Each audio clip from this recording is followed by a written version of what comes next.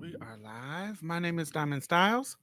I'm the executive director of Black Trans Women's Inc. and the host and creator of Marsha's Play podcast. And we go live at 7 o'clock every Friday. Mm-mm.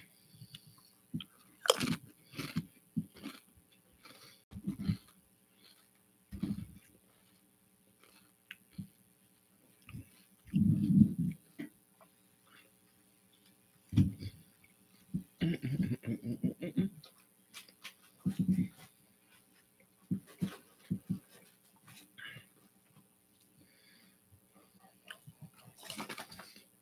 Hey Gigi, how are you? Andre.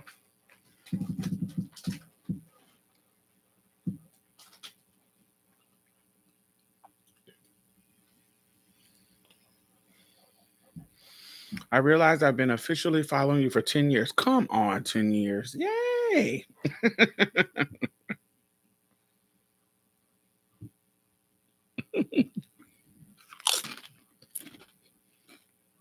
Hey Vaughn.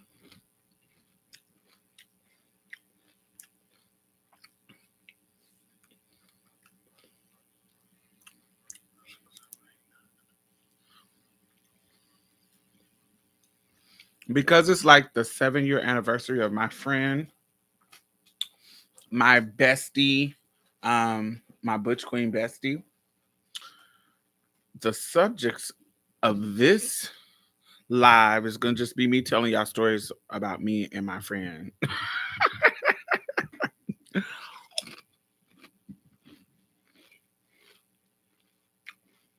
Your Strawbella video. Interesting. She's gonna be a part of one of those stories. Hey Brandon. Rest in peace to Strawbella.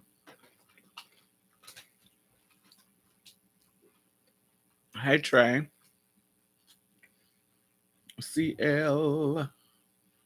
Hey Sin. Hmm.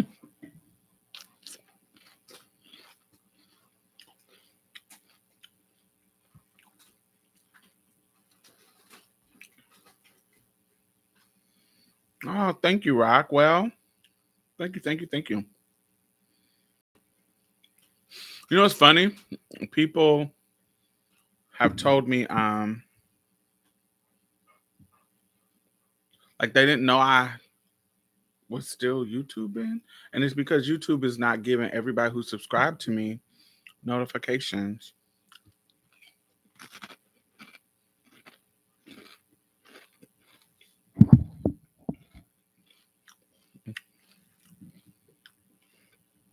Mm-mm-mm-mm-mm-mm.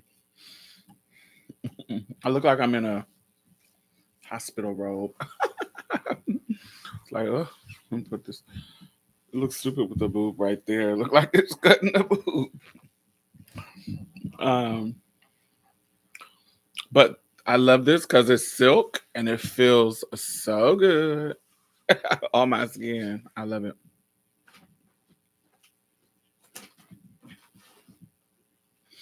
Hey, Chance. I didn't take a year break. They actually deleted my channel for no reason.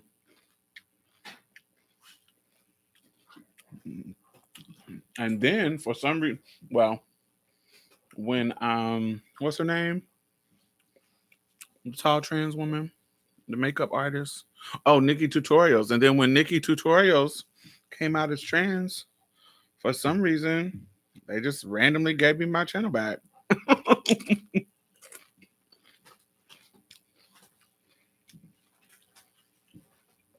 Hey, Joel. Chance, you in Dallas or Oklahoma? Did you move? I think did you move to Dallas?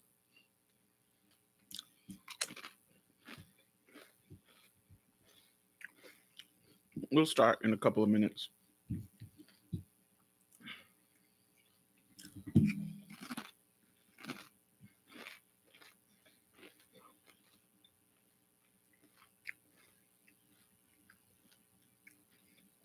Come on, Fort Worth.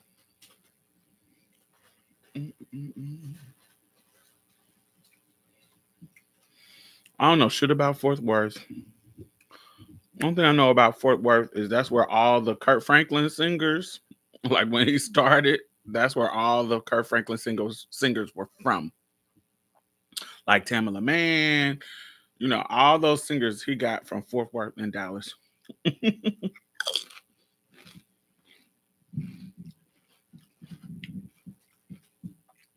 Those songs like Melodies from Heaven Rain Down on Me.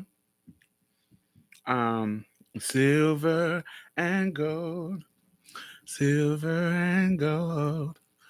I rather have Jesus than silver and gold. That whole album was Fort Worth church folk.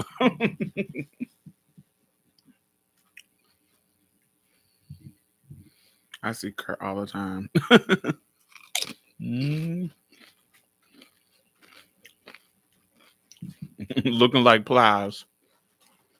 the the Holy Ghost filled plies.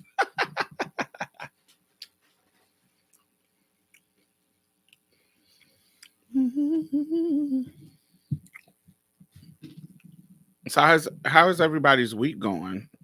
Well, it's over now, but how did it go?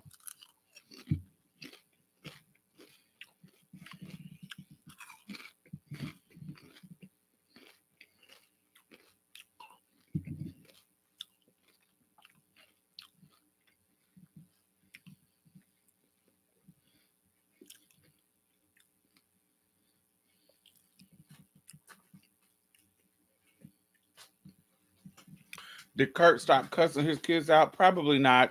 I don't know why y'all acting like church folks don't cuss their kids out. I don't know no church folks that don't cuss their kids out.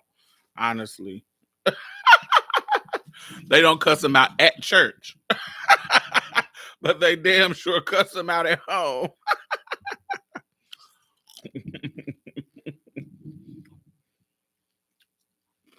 Long week, I made it. I made it. I made it. Hallelujah. Oh, oh, oh.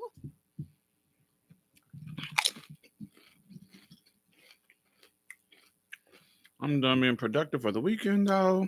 Work and university are coming for my soul.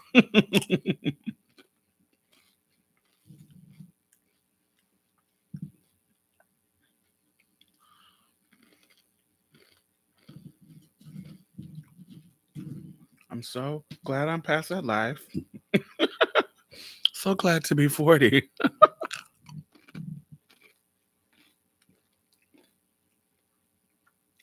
Will you get out of my face?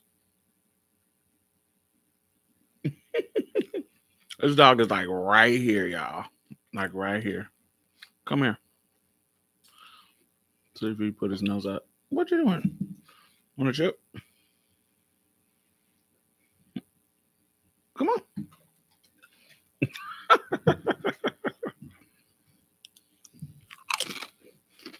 Move. Come on, Faith. Move. He's leaving tomorrow, baby. My brother is coming to pick him up. He's been a sweetie pie, but I want my space to myself. Thanks. I'm tired of walking you.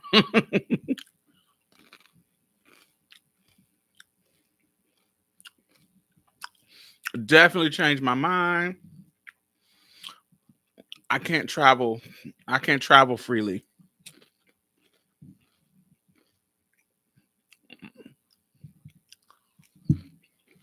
Thank you so much. It's so simple, but it's comfortable. Comfortable. I don't have a dog. I am dog sitting for my little brother. He is a black Labrador, and he is a trained bomb sniffing military dog, but he is retired. So, yeah, he's a cutie pie. Hey, Amara. I had a sister dog for a year, and she just went back to Italy this week too. I feel the relief. Yeah, honey. It's time for you to go, baby.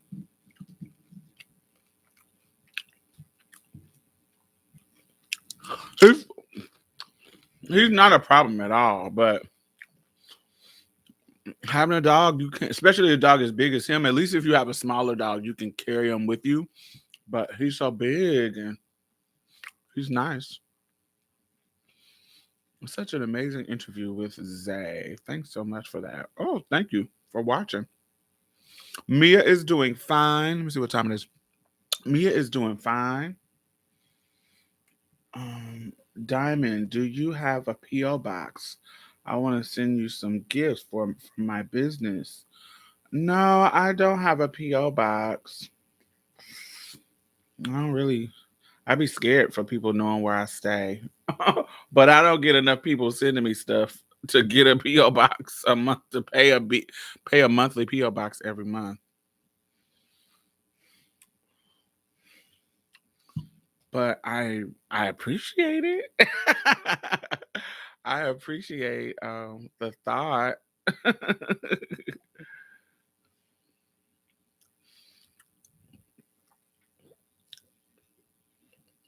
I guess if I get more, my sponsors don't really come in get products.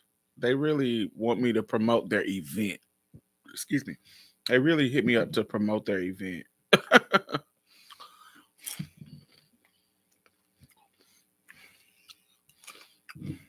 Yeah, so they usually just kind of want me to post something, and I'm like, I have a I have a fee for posting. So if you got some pictures or something you want to promote, I have a promotional fee. And because I don't have a huge following, it's not really expensive. So it's really good. So a lot of people hit me up on in that regard. Um, hey, who else? Who else said something? Can you see the cover of your book this week? The cover, yes, because I am. Oh, it's on my phone.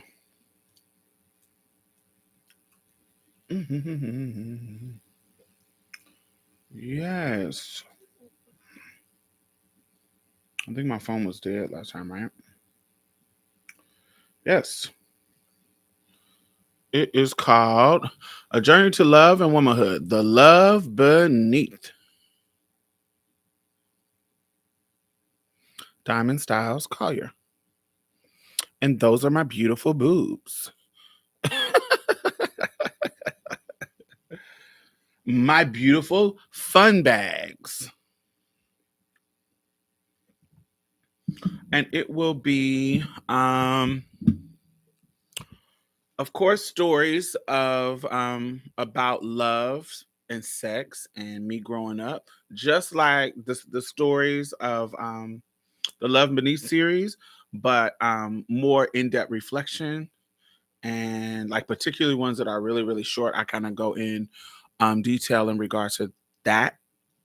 And then some stories that are not in there, like about my mom and everything that has to do with love, like family love, um, the love beneath Diamond Styles, me, like what led me to relationships, because the book in my 20s is not going to be like the love beneath. The book in my 20s is going to talk about like the love beneath is how everything, how what led to womanhood, like all the relationships in love, family and men and friends that led to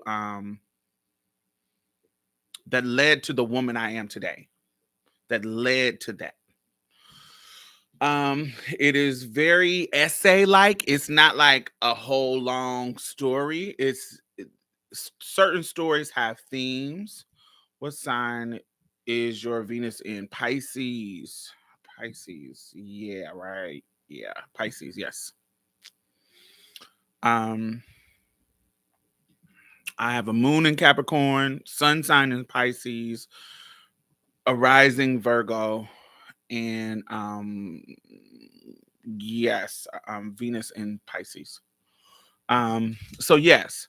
And then I have another book that's going to come after that, and it is talking about my marriage. I've never really talked about, so I've been married twice. The first time, and then I got married again, and the first time was romantic, and the second time wasn't romantic at all. It was business. Um, but my first marriage, so my first relationship, which was with Jonathan in my early 20s, and then my late 20s was my marriage. And very different relationships. I'm definitely not a person who dates the same type of man. Every one of the dudes I've ever dated is totally different from each other because it's something about me that doesn't date the repeat. Even how they look, it's not repeated. I always try something different. Um, it always feels like my husband. I felt I don't know if this is gonna be problematic, but I'm gonna say it just because it's my true feelings. um, but you know when Miranda says on Miranda on Devil's Wear Prada, she says, "You have been the biggest disappointment for me," or something. She was like, they tell me hire the fat, homely fat girl. It's got something she said about Andy in Andy Face that was so rude. Remember, she was saying like, I go out the box, like the smart ugly fat girl, and that's how I felt about my husband because he was not in my normal standard. He was not in my. He was cute, but he was not in my normal standard, and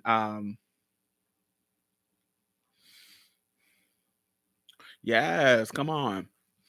Um, and so I wanted he is somebody who, I just really shouldn't have been with. But how my life was set up, it made me get caught in his web because to tell y'all not the whole story, but he had a whole nother a cisgender woman. Not he married her after me and him were done, but he had a whole other cisgender woman in on the whole other side of town, paying both of our bills. It was wild. So yeah, so I want to tell that story. And I stopped fucking with him I totally was done with him in like February 2010. Right after y'all met me, basically. Um and his wife, who he married after me, called me in 2016. So 6 years later, she finds me and called me, and we have this long 5-6 year conversation. So my second book, I will be talking about that whole experience where, when I was young, dumb, stupid Diamond. And how I got caught up in this like weird ass love triangle. Not just some, we had a real relationship, but it was quite wild. And that will be my second book. It's going to talk about the loves of my 20s. The loves of my 20s. Because I stopped trying to be in relationships in my 30s. Like, right when I started fucking with Jamarcus, 2012. So, yes, I was like 31. And so I haven't even been attempting to have a relationship since I was 31 and I am 40 because I'm not interested. I'm not interested in going down that road no more. Unless it's just somebody comes that's amazing. And how many amazing men that like women do you actually meet? That's quite rare based on what everybody else is talking about. Let's see. Every time I see that book, I get excited all over again. I cannot wait. Oh, it's really, really good. I think y'all gonna like it. I really think y'all gonna like it. If you like the Love and Eve stories, think along that line. You know,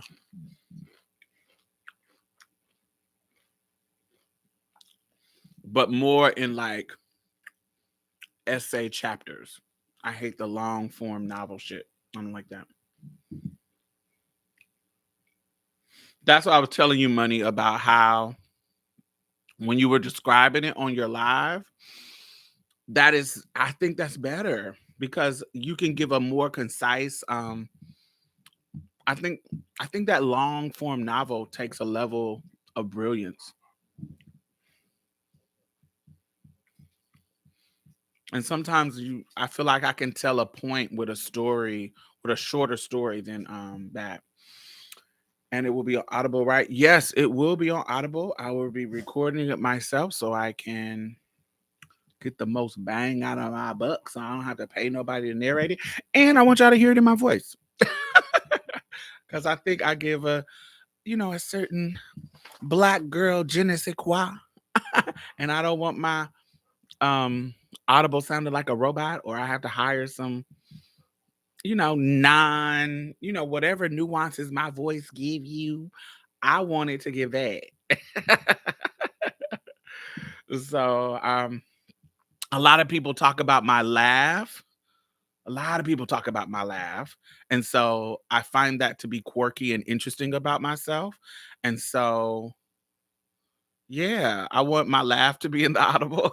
I want you to hear me telling the story. Y'all know how it goes.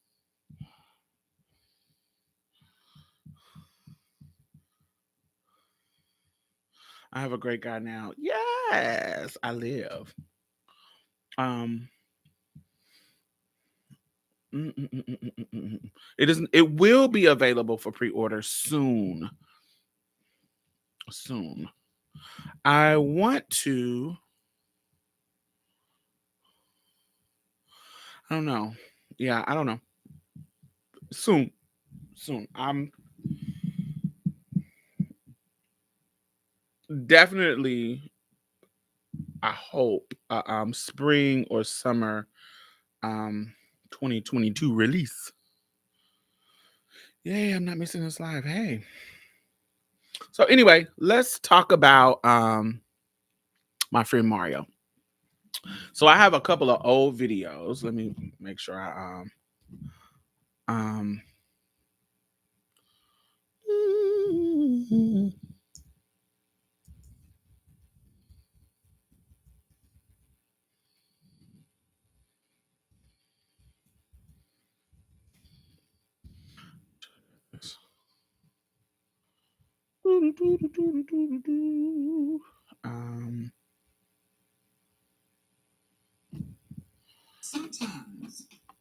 okay, but this video is about my friend Mario. Mario has been on my channel, but very, very briefly.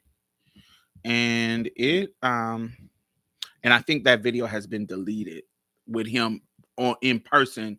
I visited Indiana and took a very fun little video with him, and he was on it years ago. But I did a video, that video right there, called "Ending Long Friendships," and I think y'all might remember it. I was talking about um how just he seems to on purpose dead name me, not on purpose. What is well, I guess it's on purpose. Oh, anyway, not when we would be together, but like people associated with people I knew through him. So, say for example, his mother. Okay, his mother. Now, his mother has been knowing me since you talked about Mario in the first season of Pose Reviews. Yes. Um, his mother has been. We've been knowing each other since shit. Freshman year. That's where we met. We met freshman year in high school. Um, and so he his mother's has been knowing me since then, and honey, she knew I was a girl because I was trans at that point. And so and so she knew my name was Diamond. Now, of course, she also knew my dead name because through him. But because this was early in my transition, shit, I was 14 at this time. I wasn't, I wasn't a stickler about the dead name shit. You get what I'm saying? I wasn't like, as I would come to be. I was just kind of going with the flow, trying not to, trying to spoon feed a world that is refusing to eat and will continue to refuse to eat for the rest of my life. So yes, I was trying to get the world acclimated to me, as naive as that may have been in my younger years. Um, so I wasn't really the type of person that if you use my old name at 14, 15, I think when I was really, really adamant, probably was around 16, 17. But like 14, 13, 14, 15, this was a time that if you called me my old name, I wouldn't be mad. I would just be like, I kind of wouldn't, especially if you know what I mean. Y'all, I don't need to explain all that. So his mother knew me, and so we had gotten probably around 2012, 13. I don't know. I can't remember. Um, it just got to a point where he was still using my dead name to his mother, and I knew he didn't need to. And so we were in our 30s. So it's just it gets to a point where certain things this is going too long. Hey L, certain things is like this is going too long for it to be just I'm just I haven't adjusted to it. You get what I'm saying? What I could understand at 14 compared to what I can understand at 30 is two different things. And so I felt it was extra. And so when he stayed with his mother for the whole time that he that I knew him, even as through adulthood. But his mother is one of those kind of needy mothers. Yeah, like needy mother. So he paid bills. So it wasn't like he just was living on his mama's dime, but she was just a needy mother. And not like in a disabled way, but in a just a social way. Not like just like she just did, um yeah, that's what it felt like, money. um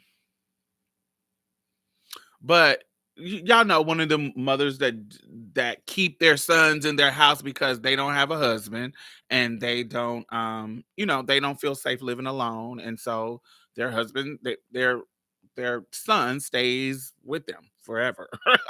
And that's what emotionally codependent. Yes, that's a great way to say it. But yes, she doesn't want to live alone. When he would try to leave, she would like guilt trip him into leaving when he was trying to move out. Um, Guilt trip him. "Ah, well, I live in we live in the hood. I'm gonna be here by myself. If you are the one that stops them from robbing me," or she plays this kind of role. But anyway, so he stayed living with her the whole time. And when I would come to their house, she would call me Diamond. So she knew my name. Like when I would come through the door, "Oh, hey, Diamond." Da, da, da, da, da, da." So she knew my name. But sometimes when I would be on the phone with my friend, because we once I became an adult, I rarely lived in the same city. Most of my adulthood, I was out of the city. um he like say I was on the phone with him, he would say shit like and his mother would be like, "Who you talking to?" He would say my dead name instead of saying my old name. And I was like, "Why are you not telling her Diamond?" And he was like, "Oh, that's mama. She old. She don't always." But that's a lie because when I come and visit y'all, she says my name. So you specifically are doing this. I know you're doing this when I'm not around. And so why are you doing that? And you know that I don't like this. And you are my friend, longtime friend. What is the disconnect here? Girl, you tripping and da. So yeah, so that's him. So it got weird towards the end. But it was amazing in the beginning. So that's what I'm going to talk about because this is the 7-year anniversary, the month of his passing. So I wanted to talk about him and our relationship. To just kind of share my fondness of my Butch Queen friends because I have a few. Um, and I know there's this narrative between Butch Queens and trans women that there's like this shady shade. Butch Queens do this, Butch Queens do that. While um I have had shady Butch Queens in my life, that is not a norm. Most of my closest friends have been Butch Queens and they have been amazing. So yes. Anyway, so I met Mario my freshman year of high school. Um Cobb County cleaning allocation. My cat died this morning after having him for 11 years. Oh, I'm sorry to hear that. I was devastated when my pet passed away. So we met in high school. So how our high school worked was boys were on one side of the gym and girls was on the other side of the gym. It was very segregated. It was not girls and boys play together. It was none of that shit. We had a female gym teacher and a male gym teacher. The male did our side of the gym and the female did their side of the gym. Um, First period was gym for me. Like when we left the cafeteria for breakfast, me and my friend went to gym. It was our first period class. So the first semester, I failed it because I ain't into sports. And all they were doing was sports shit. And I no, this is not my thing, girl. I'm trying to be at the time I would say I'm trying to be fish about it, honey. But I'm trying to be a woman child. I am not trying to do no motherfucking sports and get strong. I'm already feeling skinny, lean, and muscular. I was never like buff, but when you skinny, skinny, skinny at this young age, honey, all the cuts in your motherfucking arm show. And so I was, honey, definitely not trying to be strong and boy, you get balls, football. I only like one type of balls, and it's not these ones y'all play with in here. So when I walked into the class, into the gymnasium, it's not an actual classroom, it's a gymnasium. When I walked into the gym, Mario, Mario is about not about Mario's like 6'4.5", maybe 6'5". He has always been big as far as like in size, so not just tall but wide too. Now he got bigger as we got older, but in high school he was even big. He would be what people would consider, well, they would call him fat as an insult. But he was just a tall, thick ass nigga. Mario had he had damaged his tooth. Not Something happened with his tooth where it just was a gap in it and it was messed up. Like it was like pointing the wrong way. So that's another form of where people would like try to insult him with. He was a little bit darker than me. He was, I guess he so I categorize in skin color, I categorize people in three ways. You either light skin, brown skin, or dark skin. And so I would consider Mario like a brown person, like just that caramel brown person. And so I'm trying to describe him. Um oh, I think I have a picture. 1 second.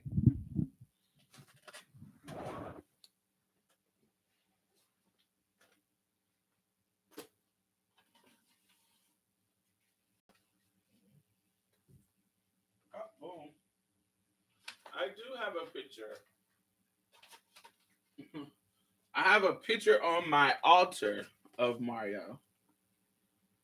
Can y'all see him? This is Mario. Okay.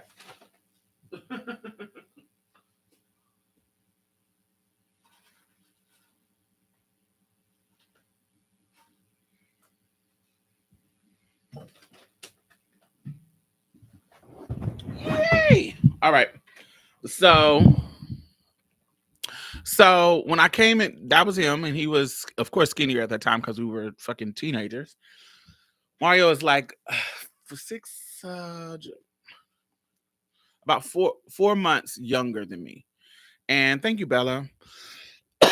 4 months younger than me, and you know, he just was taller and darker. And so I came in, and he was sitting on the bleachers, like a further up, and I was sitting down. And I'm sitting down on the bleacher, just kind of sitting. And me and him every week would be done. We would be totally done with doing any kind of the sports activities. So the first semester, that's all we did was sit on the bleachers that whole time. And eventually, he had this Walkman in his head, and he was playing the radio on his Walkman. And he would be singing like songs that I remember from my gospel days. Hey, Coco. I don't know what you mean by one of those nights. Um, but he would be singing gospel songs, like God, like shit that I remember from when I was young, because I hadn't been to church in like fucking since 9 or 10. And so this now I'm like 14. And so I'm like, I ain't been to church in like 4 years, but he's singing these gospel numbers that I remember. And he's always singing gospel in the morning. So I'm like, like, it's something about him that's weird. So I'm like, uh, let me. I like these songs, so I'm like, oh, and I hear he has a voice. Like I hear that he knows how to do harmony. I hear him in while he's singing. I can hear him doing different harmonies, and I could tell that he loved doing soprano. And so, in my mind, I was like, this is the way he's acting, the way he's doing, it is quite feminine. And so I asked him, are you gay? And he was like, he did just like this. No.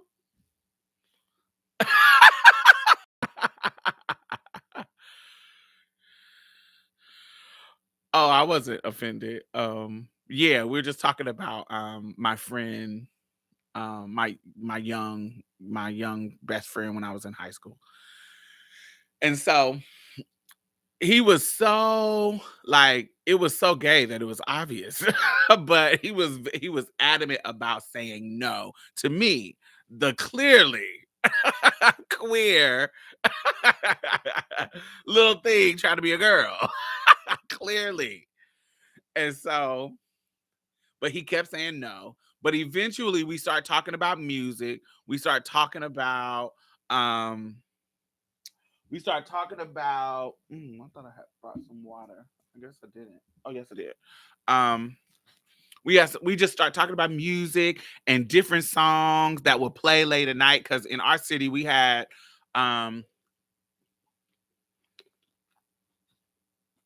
is it, and I'm starting to notice, is it called this in all cities? Is it called Quiet Storm in all, like late night when they play all the good slow R&B music, like Anita Baker and shit like that? Is it called that in every city? But in our city, it was called Quiet Storm. And they would, after a certain time of night, they would play like, slow jams and stuff like that. Um, Okay, yeah, I didn't that was a special name for us. But as I got older, I see different people saying Quiet Storm. So yeah, so it was this time of night, and that was our jig. You feel what I'm saying? That was our jush. That was our shit. Like we fucking love like R&B females, gospel too. Now he was more into gospel. Like we in our city, also the gospel station was on the AM side of the radio. It wasn't on the FM side of the radio, and so we would joke because I would call him an AM type of nigga. I would call him an AM type of nigga, and so in that regard, he listened to more gospel than I did, but because he was from like Kojic background, like out Kojic and Pentecostal, like I was, some of our hymns, our popular hymns, we knew together because anybody who grew up in church, there's particular hymn hymn songs or whatever. And so he knew those, so I knew those. Any of like the new shit, like new gospel artists, I didn't I didn't, I didn't get into. But that established who he was for me. This is my first interaction knowingly with a church queen. Like a butch queen that's just grew up in church. This is my first interaction with somebody like this. And so I will come to find many later, but this is my first interaction of somebody who's culturally churchy. Because even though I grew up in a church, it was all by choice. My mama was hood and didn't go to church. I went to church because of my aunt. My aunt who was saved. My mama wasn't saved. So when I come home, I'm getting rapping and Too Short. I'm getting hood shit. And when I go to church with my auntie, I'm getting, Jesus, you're the center of my joy. I'm getting that, but Too Short. At home, I'm getting. We don't have to kiss. We don't have to fuck. I pull out my dick, bitch. You can suck. My mama was turning up. So, but his whole people was church people. So his whole people was like, he grew up in church. So he rarely listened to secular music. But when he did, it was always like gospel soul because his parents was old. He was the youngest. His mama was like, shit, his mama was like in her 60s when I was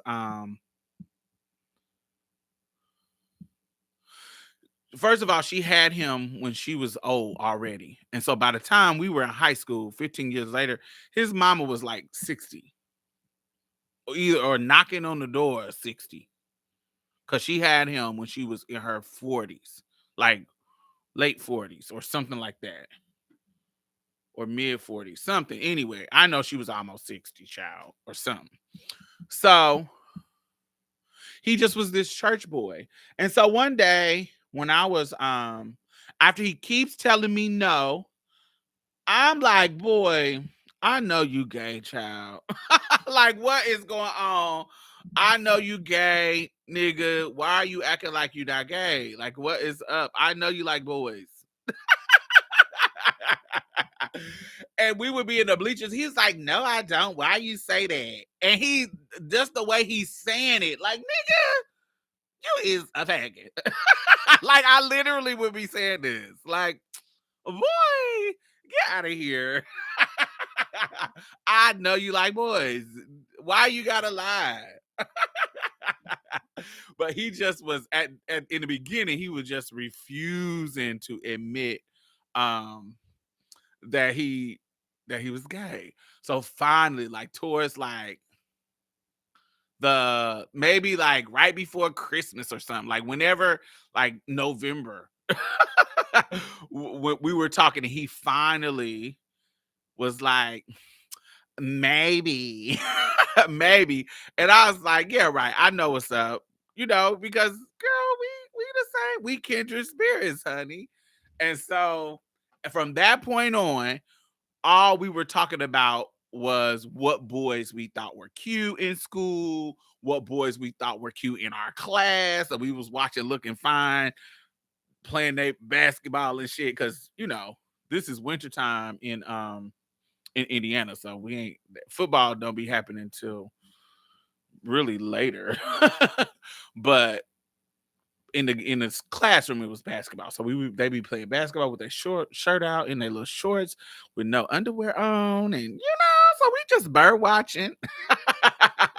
Bird watching and just talking about who's fine and who we think got a big dick, who we think got a little dick, all this kind of stuff. 14. And so the second semester, our teacher, Mr. Craver, white man, he had a bald spot, but he was slick his hair over his little bald spot like he motherfucking George Washington. He reminds you of like a 70s gym teacher. He did not remind you. He looked like he was from Welcome Back Carter, but he got old. He reminds you of that, like old school John Travolta got old, and now he's trying to be a gym teacher.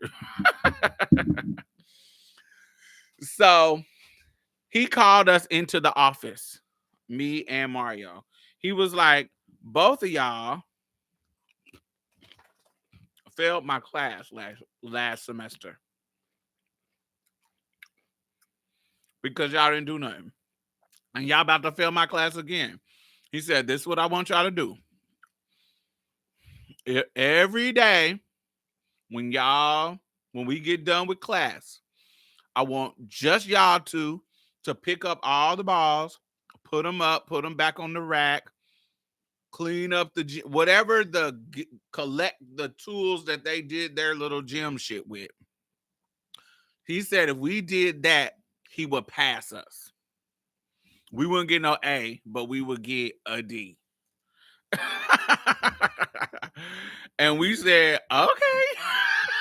And so second semester, we didn't have to do any of the sports stuff. We just had to, like, if they play basketball, we had to put the basketballs on that little rack that looked like a shelf. Put the little basketballs on the shelf. I failed because I didn't want to change in front of the other boys.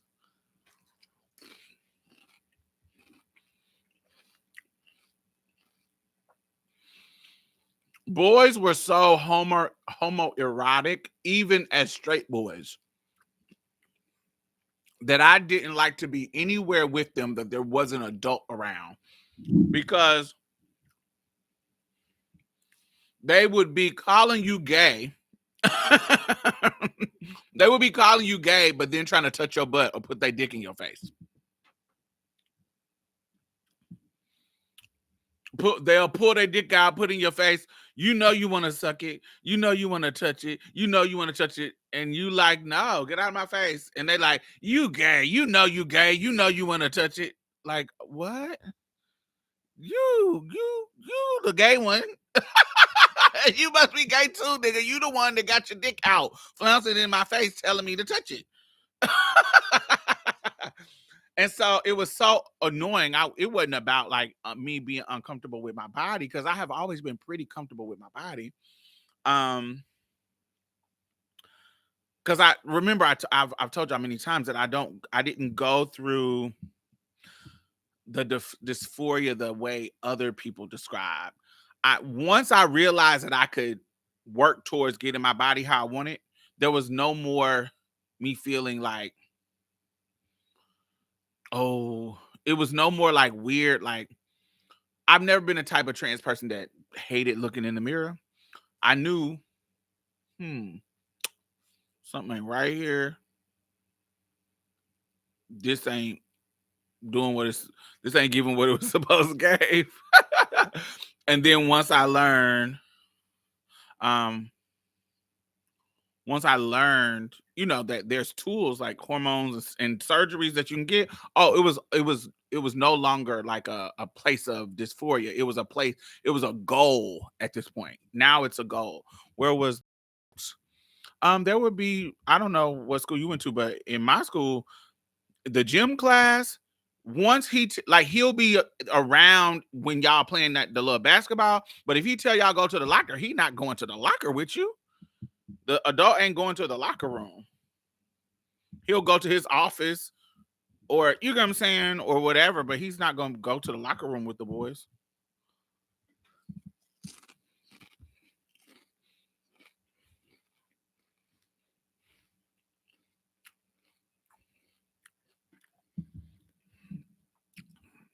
So like, so that's what we would. That's what we did to pass. We passed by collecting all the sports stuff.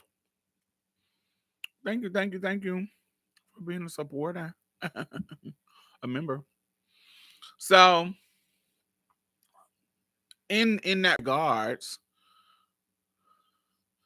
it was so easy. The class started to be, I don't want to say fun, but it was the highlight of my motherfucking day because I was in the bleachers kicking with a new Judy that was like me. And so it was this is the first time in school that I had somebody in school that was queer. Like, we were discovering each other and it was fun. Then I met Trina, who was a lesbian, who was like a I call them the brittle perm lesbians. Those are the ones that their hair always break off and it's because they perm it too much. And they'll have a bust down little flow wrap when they get a fresh perm, but then it's always put up in like a ponytail. They play basketball, they always got some shorts on. They always they dress like a nigga except they got a wrap. They always got some jeans and some Jordans on. Or some type of tennis shoe and a big shirt. Very 90s lesbian. And that's what Trina gave. And so Trina became my friend. She wasn't even openly gay, but I knew she was just the way she was clinging to me as a person. Cause I was never the type of person that you couldn't tell. Like, you knew I was the queer person of the school, but I wasn't queer in the sense of, snap, crackle, popping. I was, bougie, quiet but feminine.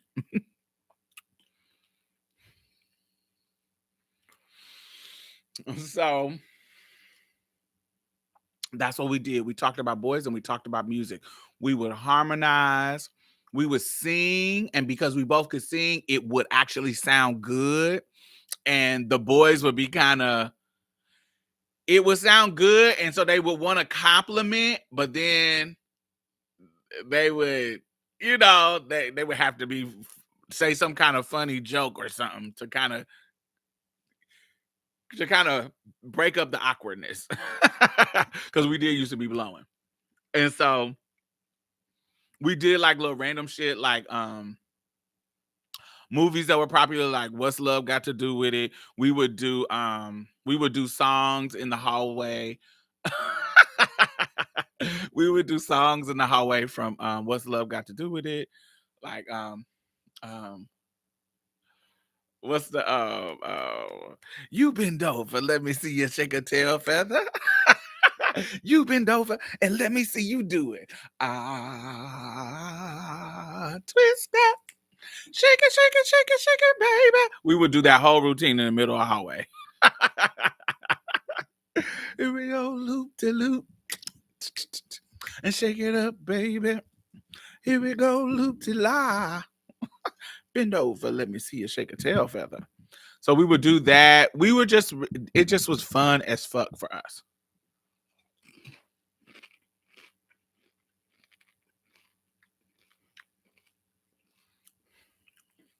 I had a shady girl like that too, but we never became friends. If you were shady when I was in high school or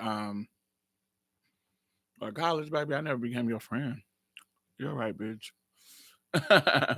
So now, of course, I started to advance, and as I got more and more, um, girly, like I got on moans in high school. Um, Once I became girly, we still were friends, but he ended up moving to another district. Instead of him going to Arlington, which was like the hood black school, he started going to Warren Township, which was like a white school. Uh, there was our township schools in our city were like the white schools, but based on the rules of, I don't want to say desegregation. What's the word for it? When they start busting the niggas out to the white folks. um, it sounds like I'm talking about the 60s, but this was the 90s. 95, like 95 to 99. That's when I went to high school. So this wasn't even late. But it wasn't it wasn't about the buses being integrated. What it was about was every school had to have a certain percentage of a race.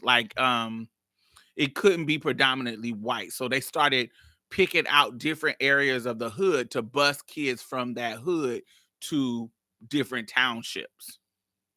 Do you feel what I'm saying?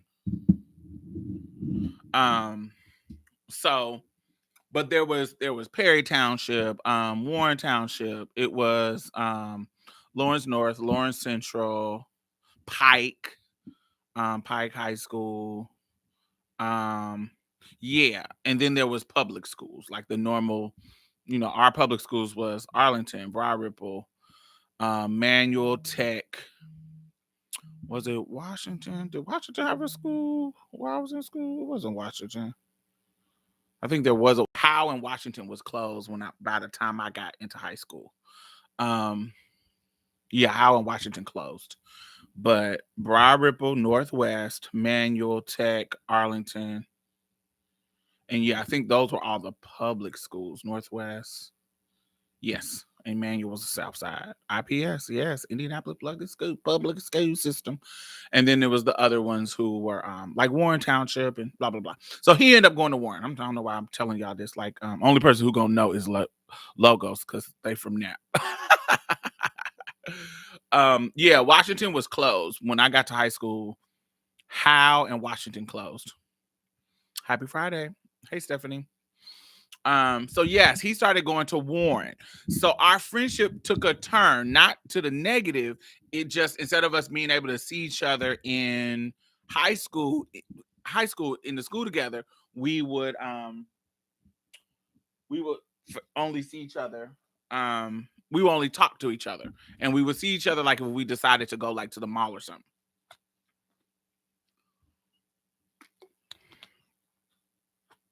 So our friendship became on like phone friendship. Like we were talking all the time.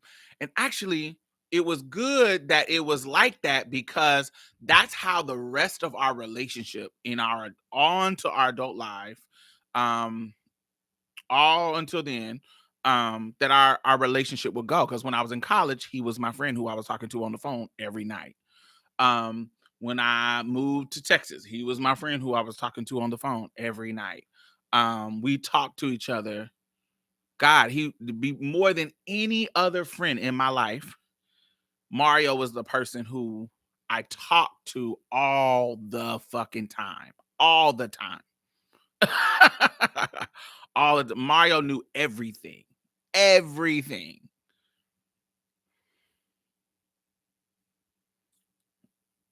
Come on, Halloween party. So Mario said, so yeah, Mario knew everything. We talked on the phone, da da da da da. So prison for the first time. My mom went to prison 2 times while I was right before when I was in junior high, and then again when I was in college. Cause she got caught up in that Biden, crime bill. Yeah. So this is in the time when I'm meeting Gerald from the Love Beneath videos, dealing with Eric from the Love Beneath videos. All this stuff is going on, and Mario is my friend that I'm talking to about everything.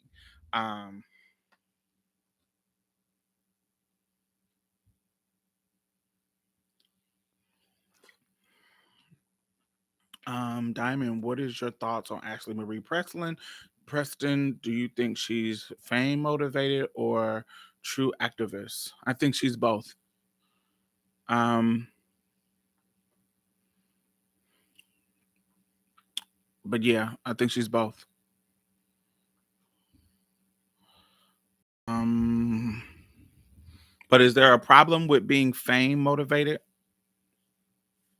I think everybody who is trying to make a name for themselves want to be famous in that arena. She's in media.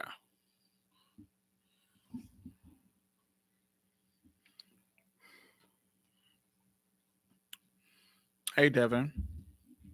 But she's in media. She's trying to be a TV personality. She's trying to be all of that. That comes with fame and that comes with the motivation. But that don't mean you're not a true activist. I mean, what's a true activist? A person who is, you know, creating political action. She's proven that. She's done those type of things. She has bombarded stages.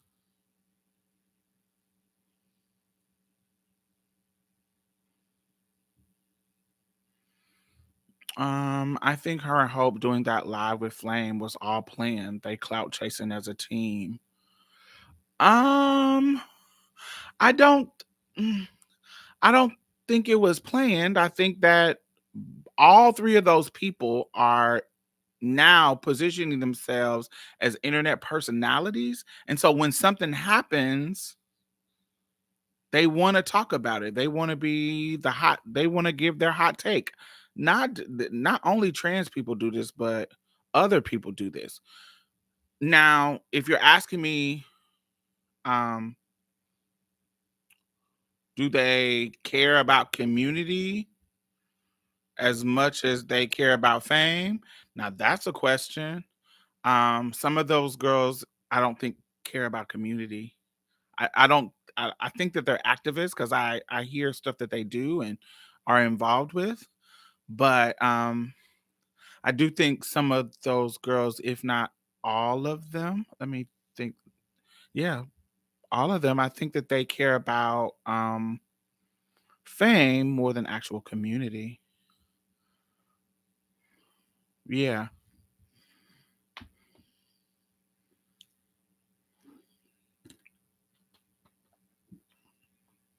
Hey, Will. But yes, where was I at?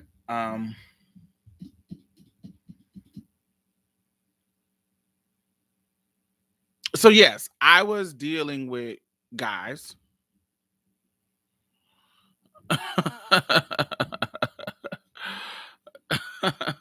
Yeah, we'll get into that.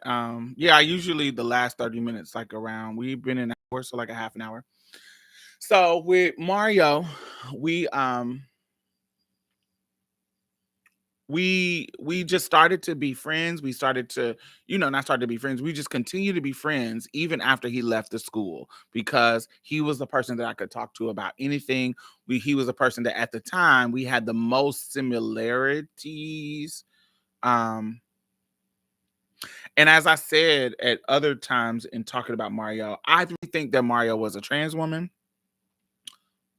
on the inside, but I think because Mario's physical makeup was so far from feminine, he would have had so many hurdles to get over when it comes to trying to pass and trying to, all that kind of stuff. I don't think he was ready for that. I don't think he it was bunch of stuff. I just don't think he was ready for that. He was a very, he was like 6'4". He was very Mexican built. Very, very wide up here. He had a very, refrigerator build. Very hairy, like beard, like he could get designs in his beards. Um, He could get design in his beard. His chest hair like just creeped up. It was nowhere that he was not hairy. He wore a size 16 shoe. He it just it's just not that you couldn't, because we know some folks that try, you know, and they have a right to do what they want to do. But Mario said, I feel like Mario was like, nah, I ain't even no. But and in the beginning of our relationship, he would say, no, I'm not trans, I'm not trans. But by the end of his life, the conversation has shifted to where he like, I think that I should have, I could, I feel like, yeah. Well, he told me out of his mouth. I feel like, yeah, I feel like in it, that I could be trans, but I knew I wouldn't look like no woman. So I'm not, I just didn't want to deal with what I can't, I'm not you. I couldn't deal with what you dealt with. So yeah, I just feel like he would have been trans if the circumstances was different. If he was any more feminine than what if he got played the right genetic cards, let me say. Um so yes. So when we were 16, I lost my virginity when I was 16. And Love Beneath videos, I talked about that. Honey, he was a brick. I'm naturally feminine. Cute.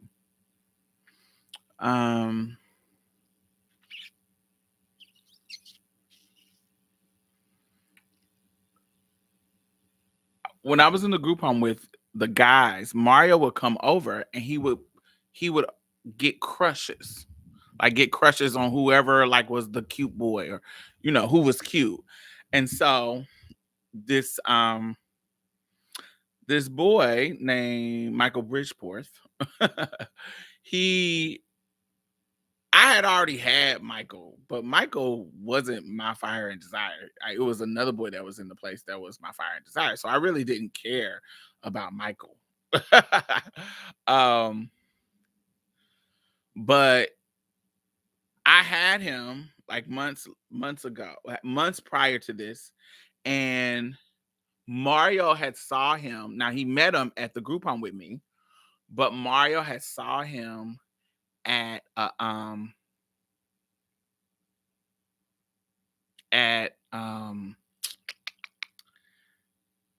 it was this place called Union Station. So in Houston, not Houston, in Indianapolis, it's this place called Union Station, and it was the train station for Indianapolis, and it doesn't exist now. Now it's somewhere else. But where it was, there was like a mall that you could a little shopping area where you can get food, like food court shopping area type thingamajig by the train station.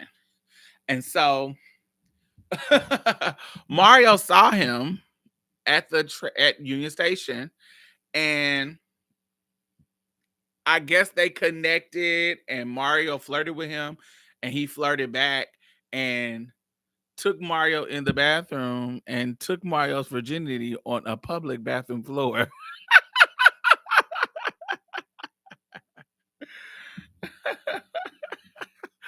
And Mario, when he got home, he immediately called me and told me about it. And I was like, girl, because this is how bougie and stuck up I was. I said, child, you got your virginity taken on a public bathroom floor. You don't see how nasty that is. I said, that's not nasty. I was like, I want to be classy in a bed, doing something, feeling sickening. You were on a floor in a bathroom in Union Station. And I know you ain't dushed, you ain't took no bath, and you a big sweaty motherfucker. I know you ain't took no bath. You Y'all did all of that. You couldn't just suck this dick. Y'all did all of that on a bathroom floor in a and he's so tall. He's so tall that they had to cross their bodies across the floor of the stalls. I for the rest of our life, I read him every chance I could bring up that he lost his virginity on on a public bathroom floor where people splash, people pissing, and the piss water the splash and drip out on the floor, and you on the floor getting your cookies taken, getting your undished cookies taken. You are. I used to read every time, every single time. Anytime he said something smart or tried to act bougie, I was like, bitch, you must not know who I am, bitch. I'm the old school friend who know you got your pussy snatched on a nasty public bathroom floor, like the whore that you are. And we would laugh and joke and talk about it, and it would just be like an inside joke for us. Or I'll just say, okay, Miss Union Station.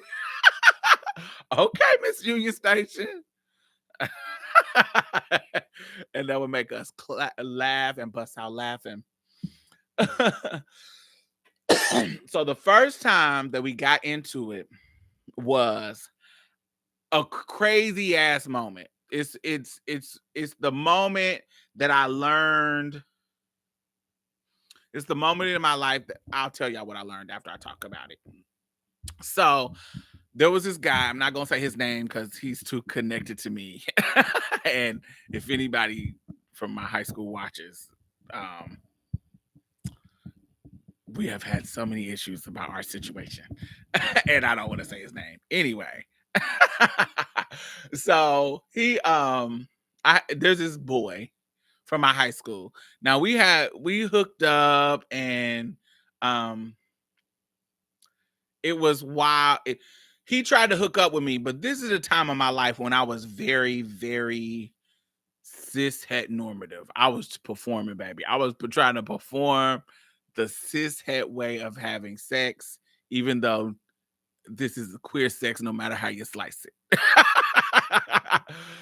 And so, in my young little 16, not 16, I had to be like 17. In my little 17-year-old mind, honey, I would be, I do the girl stuff, you do the boy stuff. I give you head and you fuck me. And that's how we can do, because that you do the boy stuff, I do the girl stuff. It was very that stupid, dumb. Hated it. Dumb and stupid. Young, dumb, and full of cum. That's it. Dumb. Not centering your pleasure, just getting used for his nut, basically. Because you trying to be a girl. Exactly. What? Get out of here. Dumb. So he came over my house, this guy from high school. He was a year older than me. And when he came over, I thought that he was my actual cousin playing on the phone, because he's my cousin's friend. He's my cousin's friend. So how he got my number was, he said he got it from my cousin. And my cousin had told me that he liked me, and my cousin he ain't straight, but he ain't like a queen either, especially at this time. He wasn't really out. I knew he was bisexual. You know how the butch queens, since we talk about butch queens, the butch queens that look and act straight, and they say they bisexual, but they never have no girlfriend. He was that. Yeah, you bisexual, all right. Sure. When you dating the girls, where they at? When they coming around? Where are them? Because I'm only seeing the niggas. I don't see you chasing no booty, no pussy. You are chasing booty hoes. So where the bisexual come in at?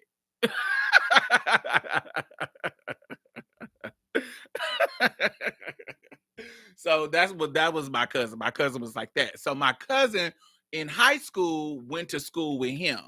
And so they were friends, but my cousin started to be more he started sneaking to the club. He started to be more, I'm trying to get into the community. Um, and he knew I knew everybody because I had been in the community since I was 14.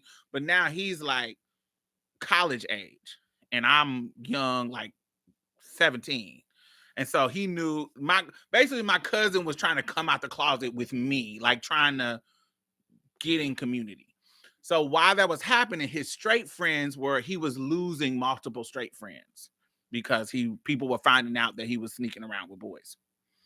And so the guy told my cousin that he liked me.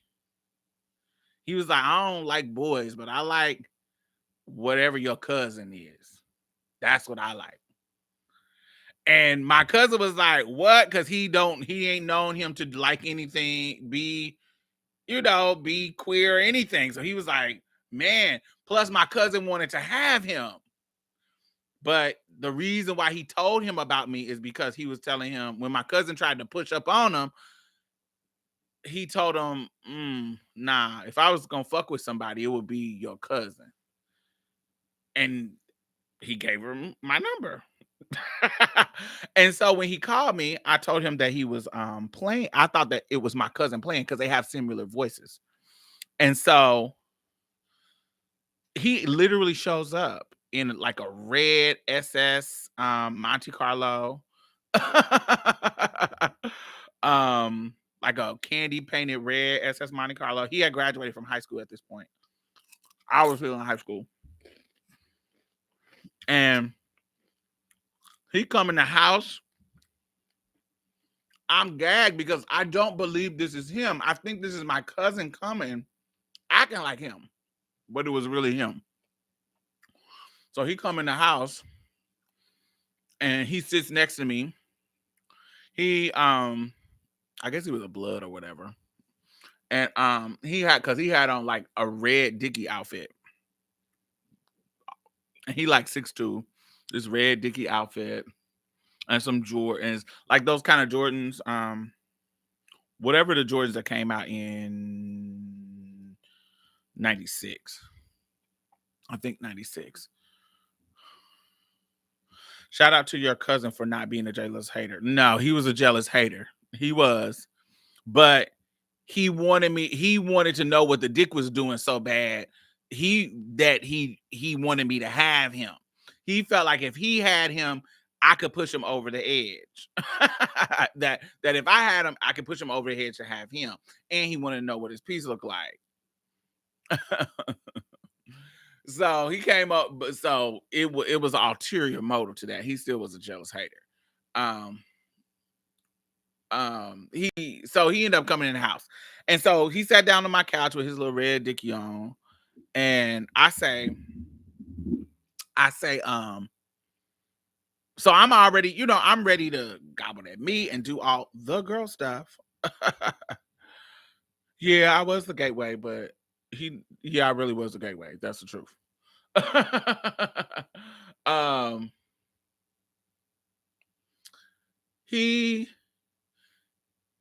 So I start trying to unzip his pants and see what the the piece is giving. And he was like, wait, I want to do you first. What? I was like, boy, that's gay. Stupid. Totally dumb. And so I was like, oh no, I'm a trans woman. I don't do that. Just hearing me in my mind say it is ridiculous at this big grown woman age. Hearing in my mind say it and thinking why and I was thinking at 17. I was like, child, you was missing out on some things, bitch. I was like, no, I'm a trans woman. I'm a woman. You treat me like a woman. And I do what you're trying to do is gay. Are you a fag? I was letting him have it. Cause I don't mess around with fags. I'm a woman. I only fuck around with straight men. Are you straight? Then why are you trying to do that? That's not what straight men are supposed to do. I am wearing him out.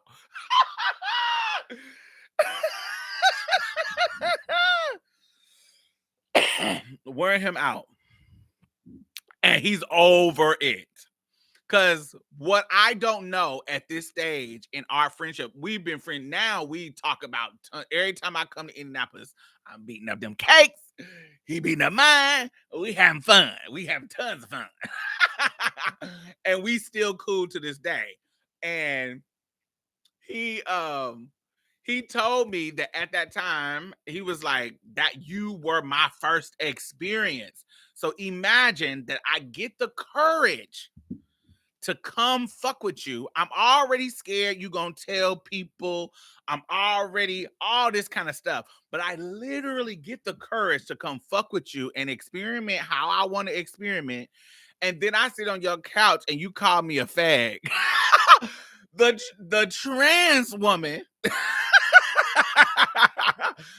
in his mind, the gayest motherfucker I know call me a fag because I want to suck some dick. He said, you made me feel so much shame. He was like, I thought that I was the weirdest person in the world because I just knew that you would have understood what I wanted to do. He was like, you made me feel like the worst thing in the world. He was like, I sat back and because once he started like, damn, okay, my bad, I'm sorry. Once he started doing all of that, I was like, now we can get to the fun stuff. Pull that dick out. And we did the stuff, but he was over it. He said I laid back and just enjoyed the head. And I was like, damn. He's like, the whole time I'm thinking like, damn, I must be if this motherfucker is calling me weird, I must be really weird. It was hilarious. But anyway, that's how me and that person, let's call him, so I can stop saying that dude. Let's call him Vincent. Yeah, that's an inside joke if he ever listens to this video, because sometimes he be watching. Vincent. So Vincent. So I messed with Vincent, and Vincent, if you compared him to the dudes in our school, he just was a dude that all the bitches just had a crush on. They loved him. They were like, damn, he's so cute. Like, he just was one of the cute ones that everybody liked. And he wasn't originally from our school, so he was kind of new. And so all the chicks was on him. He went to another school, but he graduated from ours. Was it given that deep? No. His piece was late. And if you're watching this, you know your piece is late. We've talked about that. That's why I stopped letting you top me years ago. Because that piece wasn't hitting on nothing. And you come too fast, late. But the head is fire and them cakes is love. So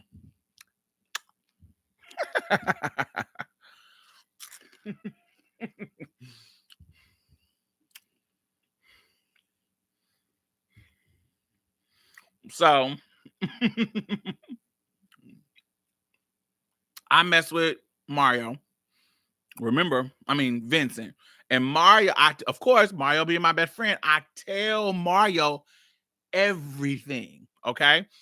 Why I trusted Mario was because Mario was my friend for years. At this point, 3 or 4 years, 3 years. Yeah, 4 years. Mario didn't go to our school, so I didn't have to worry about Mario telling anybody in our school. And Mario didn't even know him. Like, there was no connection between Mario and this dude. We didn't go to the same school. They didn't hang in the same circles. Mario was a church queen, didn't go to anything, and didn't even know him. So there was no reason for me to think that I couldn't tell my best friend Mario that I hooked up with Vincent. Because why? Why can't I tell my friend? What I didn't know is that Mario was best friends with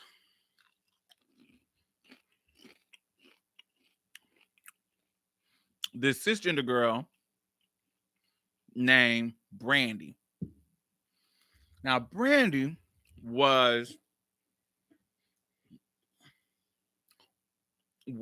a shit. She was like 5. She was like 5'5", 310. Like 5'5", 310 pounds. Yeah, probably.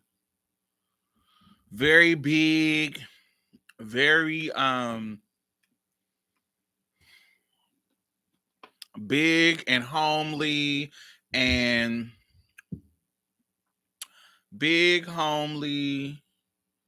no kind of fashion sense, no kind of appeal. She dressed like, she always wears solid colors. So if she wore red, people would say, "Hey, Kool-Aid Man." If she wore purple, they would call her Barney. She had pretty hair. She had um whoever her mother took her to do her hair, it was always just really healthy. It was relaxed, but it was her roller wraps was sickeningly done. Like, whoever did her roller wraps, they knew how to cut hair, they knew how to make it have body, they knew everything about how to make the roller wrap look good. Y'all remember roller wraps, right? Doobies and roller wraps. Hey, Diamond, I remember you from the Queens of Media and Tea Time. Work. That is old. That is 97, 98. That's be pre-YouTube shit. Been around for a long time, creating content for the internet. Yeah, Queens of Media. Do you know Skylar passed away? Did you know that? Tea Time. We did Tea Time, and then some girls on YouTube stole the name because we had it in 2007, 2008. And then Miko kind of stopped, and then the YouTube just kind of took the name like it was theirs, and then they stopped. And now one of those girls went on to do there's a page called Tea Time Network with Ashley Breeze. Yeah, that name is that was our old name in 07. And the girls just pulled it out, but we had so many people used to listen to it all the time. But yeah, we were Tea Time in 2000, between 2007 and 2010. Yeah, it was a whole, like, it was like a blog talk radio, but it was like super fucking popular. Skylar passed away for an overdose. You know, she was a party girl. So I think she was one of those early fentanyl cases. Yeah, from Skylar from Queens of Media. Yeah. It was a while ago though. Hey, team, enjoyed life. So anyway, so we went to a little history for y'all. Can we find this anywhere? No, I think they took it down. Um, it was a big scandal between the two co-hosts.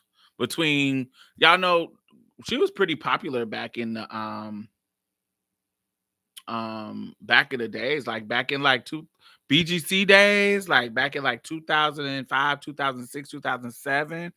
Um, there was a trans girl named Queen Dingaling. Her name is Miko now. Well, it was Miko then too, but her porn name was Queen Dingaling. And she used to she was the host, and then Skylar. Yes, and so that beef between them two, it got real ugly where they were calling the police to each other's house, and it got real ugly. It got like crazy ugly. So they stopped, and then Skylar started something else, and then Miko continued Tea Time because it was basically Miko's idea from BGC. It was birthed from BGC. And then Miko kind of just fell off the face of the earth around last time I had saw her was ticked off trannies with knives. I remember that like cult movie, that little low budget movie, independent film, ticked off trannies with knives. When that had came out, because that was based here in Dallas. Well, not in Houston. I'm in Houston, but it was based in Dallas, but here in Texas. And that was a big deal. So they invited us as media to, because it was really, really popular. We was getting like fucking like 2,500 people on the calls. It was a bunch of people. People still hit me up and talk about it. Like, oh, that's how crazy it was. But yes, they had fell out and it got real ugly. And Miko fell out the face of the earth. I continued YouTube or whatever. Some of the trans attracted men that used to watch, they started a whole group for themselves. Like it's like a trans attracted men support group. They go on trips together and shit. Finding the girls in a pack. But yeah, that's the history of Tea Time. Anyway, let me back to the Mario story. So I had no reason to not believe that Mario would tell anybody, but he had a best friend, a cisgender friend that wasn't me, named Brandy, and she was just like this big homely girl with no kind of appeal, no kind of this is when my fat phobia was high. My fat phobia was high as fuck because I was a kid, and so yeah, this is around probably like 15 at this, I don't know.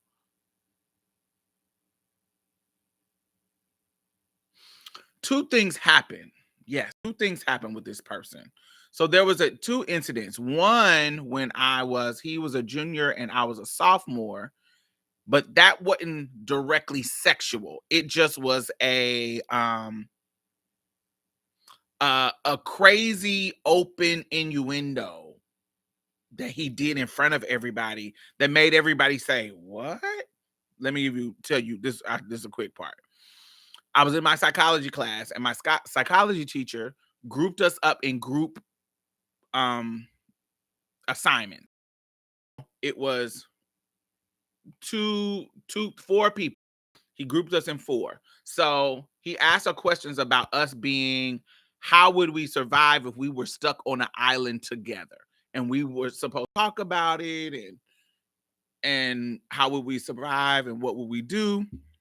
And to be funny, he said it as a joke, but to be funny, hello Elizabeth. He was like, well, y'all gotta let me know who I'm gonna be staying with, because somebody gonna be giving me some booty. And he says, and the girls, the two cisgender girls, they like, boy, it won't be us, da da da da da da da. And he looks over at me in front of everybody listening. He was like, well, you better get ready to be giving up some booty too. And everybody started busting out laughing. But it was so gay that I was like, why is this funny? I was like, why did you say that? It just was strange, and it was embarrassing, and I didn't understand, but everybody took it as a joke. And so I told Mario about that. So he told his friend.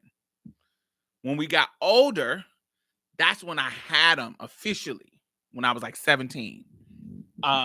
He had graduated and came to my house because he was already out of school. This was my senior year.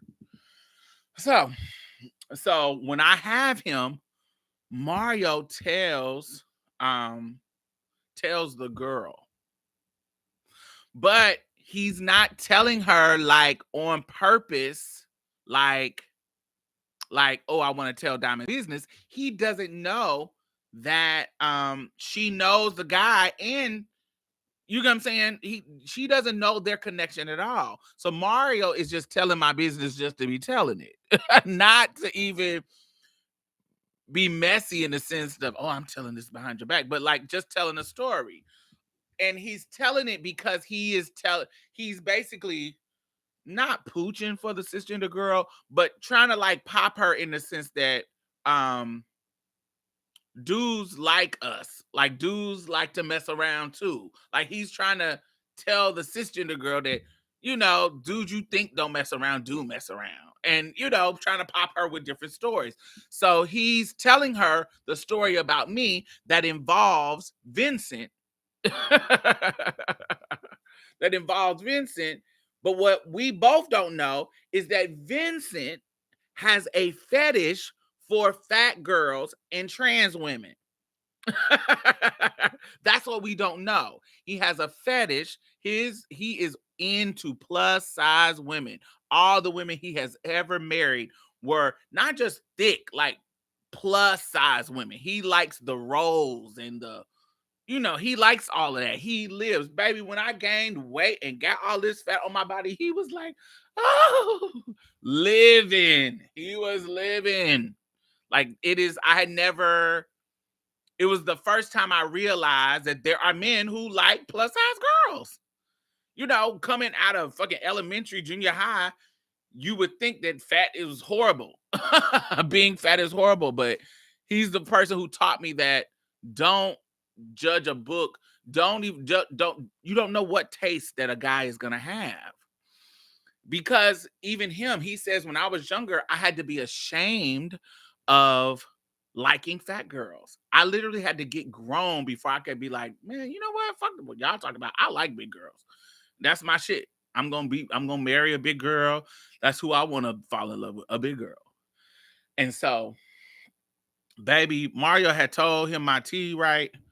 And she was livid because this is her boyfriend. Now, mind you, she's going through all the negative in the sense of being a big girl, and she finds this dude who is basically super fine. Like he is fine. All the chicks was wanting him and chase after him.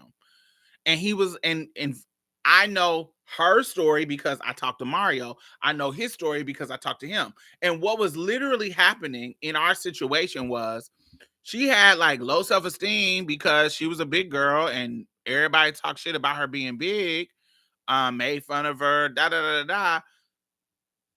But she finds this dude who is like a fucking prince fucking charming as far as his looks that really is into her, but he's keeping her on the low and telling her not to tell anybody that they mess around.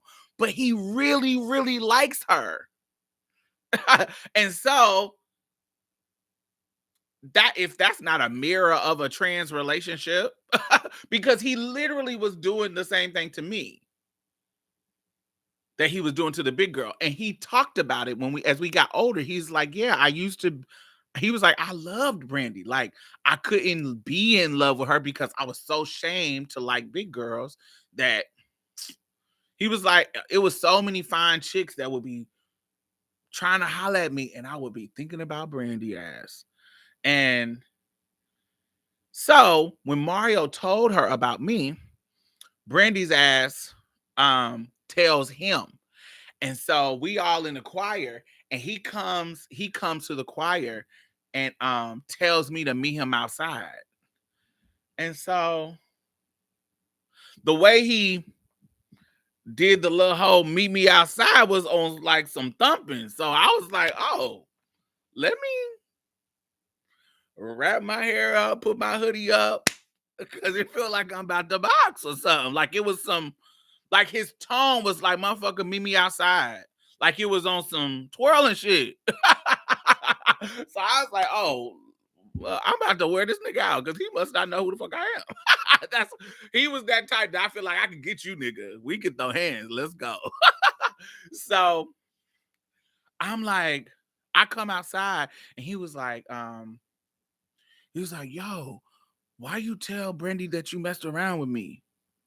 And I was like, what? Who the fuck is Brandy? Who are you talking about? I ain't told nobody I mess around with you. What the fuck are you talking about? Who the fuck is Brandy? He was like, Brandy. Da, da, da, da, da. I was like, I don't know no fucking Brandy. I don't know any Brandys. Like at this point, so Brandy wasn't going to our school anymore either. That's another reason why there was no connection. And so I didn't even fucking remember her because I knew her because she was friends with Mario, but she was like a home. I told you my fat phobia was high, just as high as these other motherfuckers' homophobia. Whatever, honey. So she was a nobody to me. She wasn't sickening. She didn't have no fashions. Girl, I don't care about. I don't remember her. Like that's how I was in high school. She wasn't one of the sickening girls. So why would I remember her? And she had left the school. I didn't even know she had left the school or whatever. So I'm like, I don't know no motherfucking Brandy. And he was like, yeah, Brandy told me that you told her that she called me going off of me about me saying that I messed around with you. And she said everything that we did. So I know you told her. And I was like, I don't know no motherfucking Brandy. I ain't told nobody. But in my mind, I'm telling the truth because I didn't tell anybody but Mario. But Mario has no connection to this story, so I don't know how. I'm not understanding it. And Brandy is not ringing a bell to me. So once I say I didn't tell nobody and I done came out like I'm trying to twirl, like, yo, because also if I'm in the mindset of twirling, I'm the type that be like, oh, I'm not here to talk. If you trying to do something, what's up? Like I'm that type of person. Or like say you confront me and say, anytime somebody like say somebody confront me and say, my name is Lisa. What's up? Lisa, not Lisa, say somebody told her that I said something or him. Lisa told me that you said such and such, such and such, such and such. Why the fuck you say that? Say that Lisa's lying on me and I didn't say it. Now, if I said it, I'll say, yeah, I did. What? What's up? If I didn't say it, like say that it was a lie, like whoever the person is telling them that it's a lie, like I didn't say that, I will say, are you confronting me about this? Oh, okay, well, act like I did say it. What you gonna do?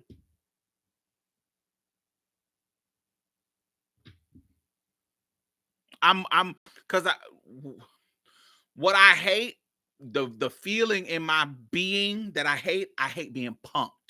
I hate you thinking that you can come to me and punk me, or come to me and everybody's watching and you think that you're about to get this big boost, like you confronted me, or I'm gonna tell that bitch.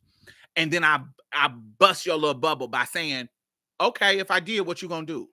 Because you're expecting me to say, yeah, I did it, explain, or no, I didn't, explain. But I don't give any of those options. I say, okay, let's skip to the part where let's act like I did say it. What were you gonna do?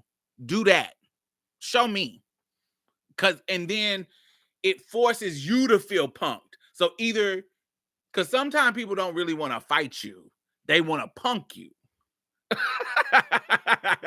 That's what it is. But I force you in a position where you got to show me you got some hands, especially when I got older, when I learned that I got some hands. You know, when you're younger, you kind of fight in fear.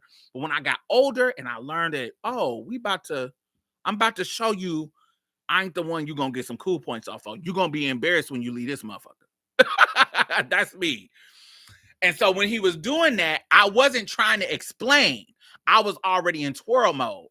And I say, But I ain't say, I was like, I don't know no motherfucking Brandy. So I'm not saying it like, I don't know no Brandy. I don't know her. I'm saying, I don't know what the fuck you talking about. I don't know no motherfucking Brandy. But what's up? What you trying to do? So that's how I'm coming back at him. But he's not trying to come. The way it seemed like he was trying to come hard at me. But you can tell that he was trying to have a conversation in secret. He didn't want other people to hear the conversation. So he was, when people were looking, he was trying to pull me away from where they could see me. And then he was talking calm. But I was already hyped, ready to twirl. But anyway, we got down to the bottom where I'm like, I don't know no Brandy. So you ain't trying to do nothing? All right, I'm out of here. Don't talk to me about no motherfucking bullshit. Because if you didn't want to do it, you shouldn't have did it. And so he was mad about that for a little minute. But I go back home and I tell Mario, because remember, I'm not making the connection. I tell Mario he confronted me and said that I told somebody. I told some chick named Brandy and she knew everything. I'm like, how the fuck some chick named Brandy? I don't know no fucking chick named Brandy. And then Mario says, oh, wait, Big Brandy? I was like, who the fuck is Big Brandy? He was like, you know Big Brandy, the one that we used to call Hey Kool-Aid Man, the one they used to wear the Barney purple. I was like, wait, he fuck with Big Brandy? And yes, Vincent fucked with Big Brandy. And it gagged us. So Mario called Brandy on the phone. And Mario was like, Brandy, is your boyfriend named Vince? And Brandy was like, yeah. Why you say that? She started laughing in the sense like there was a something. Like you can hear in her voice that she knew something that we didn't know. And he was like, Mario was like, was you the one that told him about Diamond? And she was like, yeah, because you told me that Diamond messed with him. I don't be wanting to mess with no gay boy. He gay.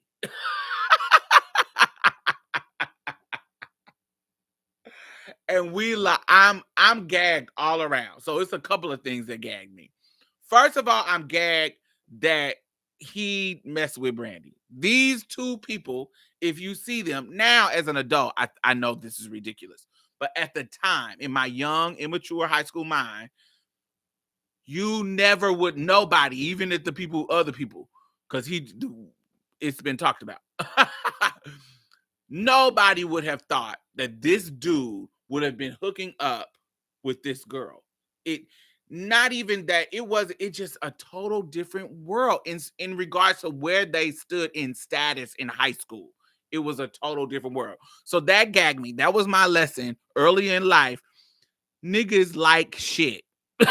Just because you don't like it doesn't mean that there's somebody out there that doesn't mean that other people don't like it. There is somebody out there for everyone, because Vincent loved him some Brandy, but he didn't have the maturity enough to stay fucking with her until he got older, and then all the people that he married was big when he got mature. But Brandy was the early stages of him fetishizing big girls and hiding them. So I learned that. And I learned that we both were being treated the same. Brandy and me. I was being treated down low. She was being treated down low. Crazy world. But I also was gagged that my friend Mario told my business to fucking Brandy. Mario, you shady ass bitch. When we hung up with Brandy, I said, you a shady ass bitch, because none of this would have happened if you wouldn't have told Brandy. Why did you tell her my business? And he's on the phone and he's like, he can't say that he didn't. So he couldn't say it didn't happen. he just kept on saying, I'm sorry, I didn't know. I didn't know. I don't care if you didn't know. You are supposed to be loyal to me. We the LGBT. Why are you not being loyal to me? You don't tell her my business. I don't care. That's my best friend too. I don't care. I should be best friend number one. So we go back and forth about that. Because I feel like because we was LGBT, he should have been loyal to me. He shouldn't have told her nothing because it didn't have anything to do with her. It didn't have anything to do with her. And you probably messed up my situation with fine ass Vincent. And he did for a long time because we didn't even talk to each other until we became adults. When I came back to Indianapolis in my early 20s, when I got custody of my brother. So that was the first negative incident that I had with Mario, as far as him doing shit that I didn't want him to do. For the rest of our friendship, Mario because of that situation, Mario, if there was a dude like in his neighborhood, Mario stayed in the projects. And so it was that kind of rent that was fucking super, super low based on your income. And it was based on his mama's fixed income. So it was super, super low. So he helped her pay the bills, the regular bills. He worked, he did have jobs and stuff, and he did lashes. And he started being so good at doing lashes that became his business and he didn't work no more.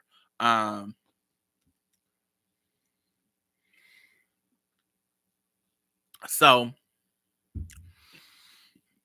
every time Mario, there would be a dude that lived in apartments that Mario would want. Mario would call me and tell me to come over and hang out because he wanted to. He knew the power of my womanhood, child.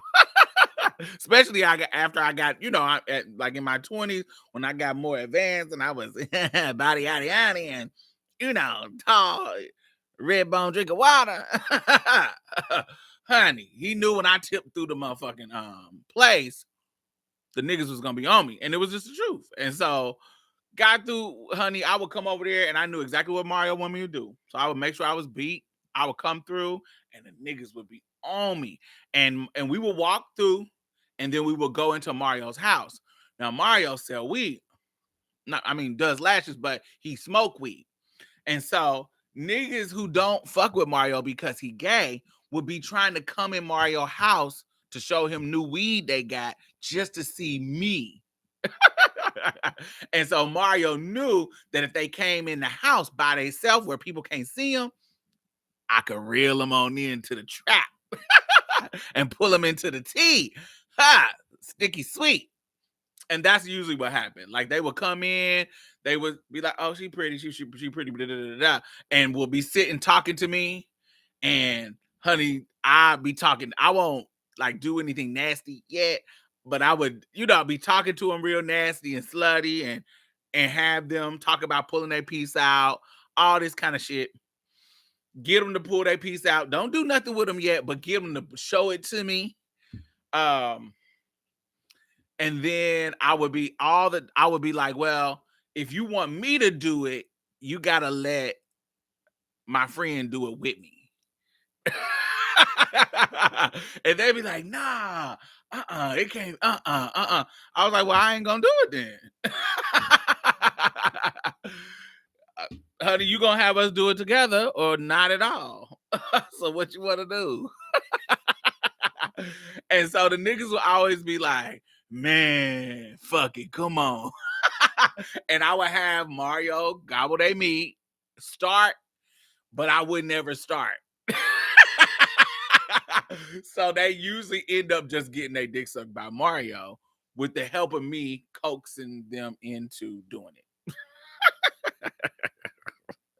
So we would do that all the time. We would have fun. It would be so much fun. Just love using, my look to get the trade. And so it would happen. We would do it on the hotline, the phone line. It just started to be this thing. And so in our conversations and talking about it, now mind you, this is a time span between 14 years old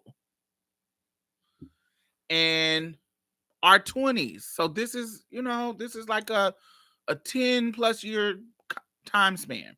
And so he's very I'm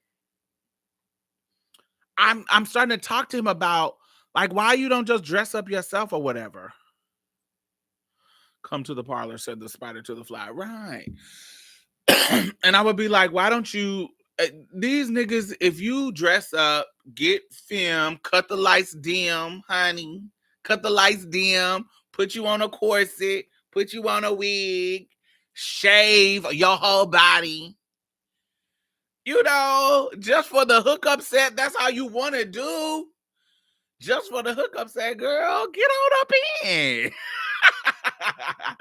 Get on up in and have your fun. And he was like, nah. And da-da-da. A child, they were doing it. They started doing it. They would always tell me nah, but they end up doing it. So it started to be a thing where they were pulling the niggas by themselves, which was cool with me because most of the niggas that they liked wasn't really my type. But there would be ones that he would want that would be my type. And they wouldn't fall for the trap. It would be like, oh, I ain't gonna do it. I fuck it. You fine, but if I gotta be gay, they would say shit like that. And so if they were my sickening, if they were my type, oh, then I'm gonna have them by myself. I ain't gonna have them with you and miss out just to have for you. And that will be the riff. Like Mario will be mad that I would have one of them, and then without him being able to play too. And then once he knows that I have him, that I got to get with him, excuse me, Mario will try to use that to shame the boy into having him. Like he would try to use it like, oh, you mess with you mess around, you mess with Diamond. She's a trans woman. That ain't no real woman. He will say stuff like that, not in front of me, but behind my back, because the trade would tell me later on. And so he would do like these really, really hater moves. If I had a boy and he didn't have him too, he would be acting funny for the rest of the day. So funny that I would end up going home and he wouldn't call me for a couple of days. He just was a funny acting nigga when it came to the trade. And he didn't like gay boys. That's another thing which was an indicator. He was fetishizing straight boys. And so I was like, all these sexy gay men that you could be fucking with, and you love to fuck with you a hood nigga with a baby mama. You love to fuck with a hood nigga with a baby mama. That when the baby mama kick him out, he coming over your house to sleep. That's the type of dude Mario became in his adulthood, and he became like a broke sugar daddy type motherfucker. Like he can't spend tons of money on you, but he can buy you some weed. He can, you get what I'm saying? He started tricking, low level tricking, because he started doing lashes and got real good and built a clientele up. And he started having a little coin to do a little bit. Honey, the first time, soon as he got a lick of some kind of coin, baby, he was buying the dude's weed, pills, whatever they like to do to keep him over to the house. He would start doing shit like that. And I'm like, child, no, thank you. And then he grew his locks. So once he grew his locks started to be long and fishy. And so that's when he grew his locks out. That's when he started to dress up, put on bras and shit. And it just got over time, our conversations, of course, got deeper and deeper and more mature from going to high school to, in our 30s. And by the time we got to 30, he was very going through depression, and he was, he would say things like, we in my younger years we would argue about him being me feeling like he was trans. And but as we got older, his mind shifted, and he was like, I do think that would have been the case if I was more feminine, but because I look so masculine, I didn't have this, like, this. He basically said the shit that I go through when I was younger. He said he couldn't have went through it if he would have went through a depression, because he was already friendless and everything, with being a big dude with messed up teeth, big hairy dude with messed up teeth. He was like, I wouldn't have had any kind of friends if I tried to be a trans woman. And I thought that was so weird. I said, you still don't have no friends. The same bitches that will be your friend right now would be your friends if you was trans woman. Me, Brandy, we all would have been your friends.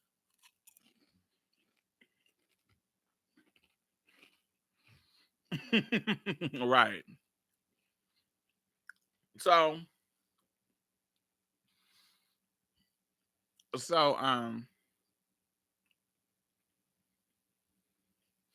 I end up having his nephew. He was mad about me having his nephew. He admitted that he was a jealous hater on the low. Yes, that almost was undeniable.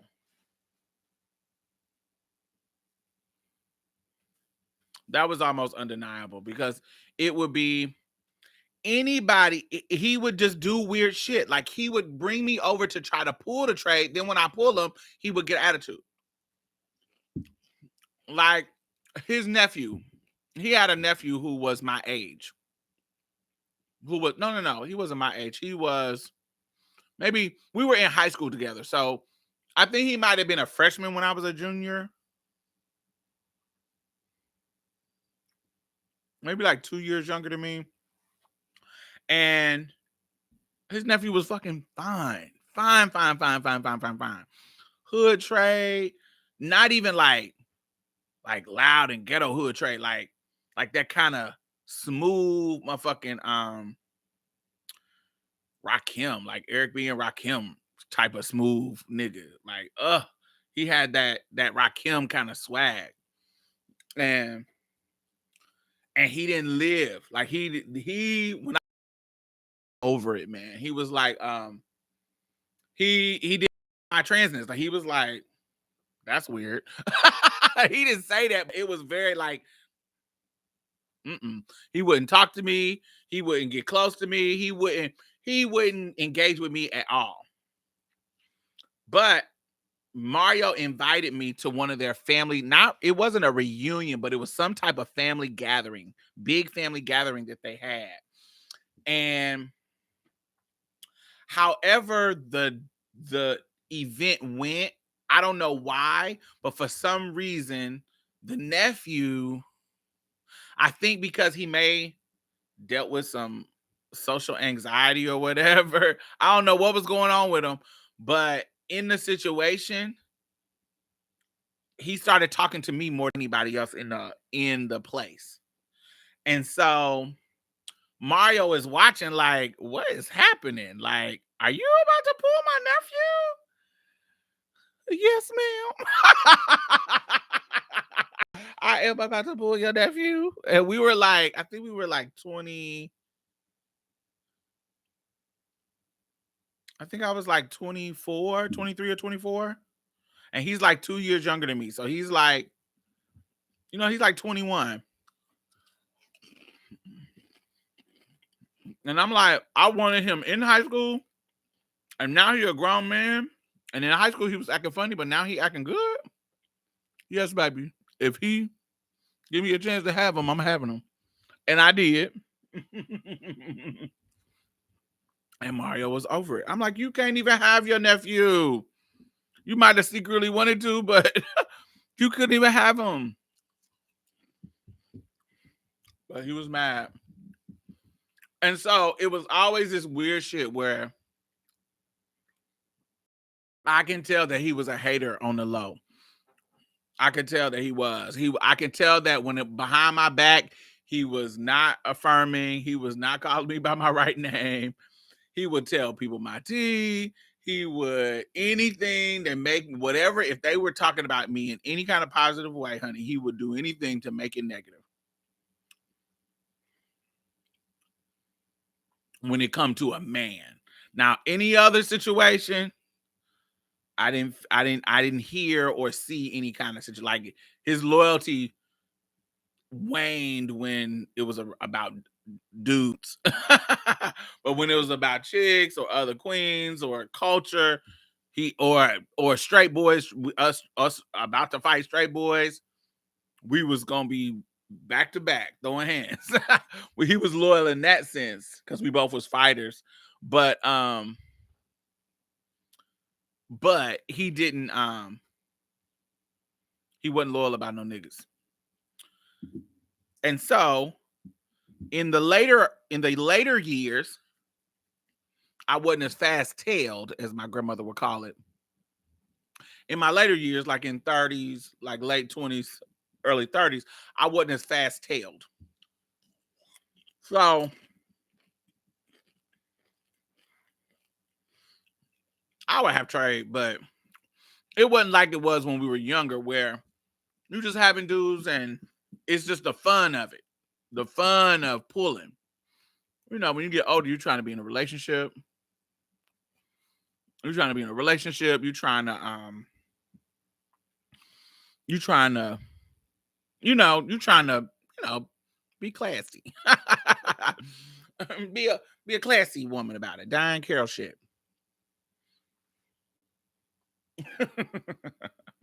um yeah. So it started to be kind of more relaxed. And he started to be more, I want to be in love. I want to have a man and da da da da. And so he started dealing with this dude that he was tricking on, and they started to be in more of a serious situation. The dude had a baby mama, but the baby mama knew about Mario. Not in the beginning, but ended up finding out about Mario. But because she was a low self-esteem chick, she stayed with him. And then her and Mario started to be cool. Like they were in a weird ass poly relationship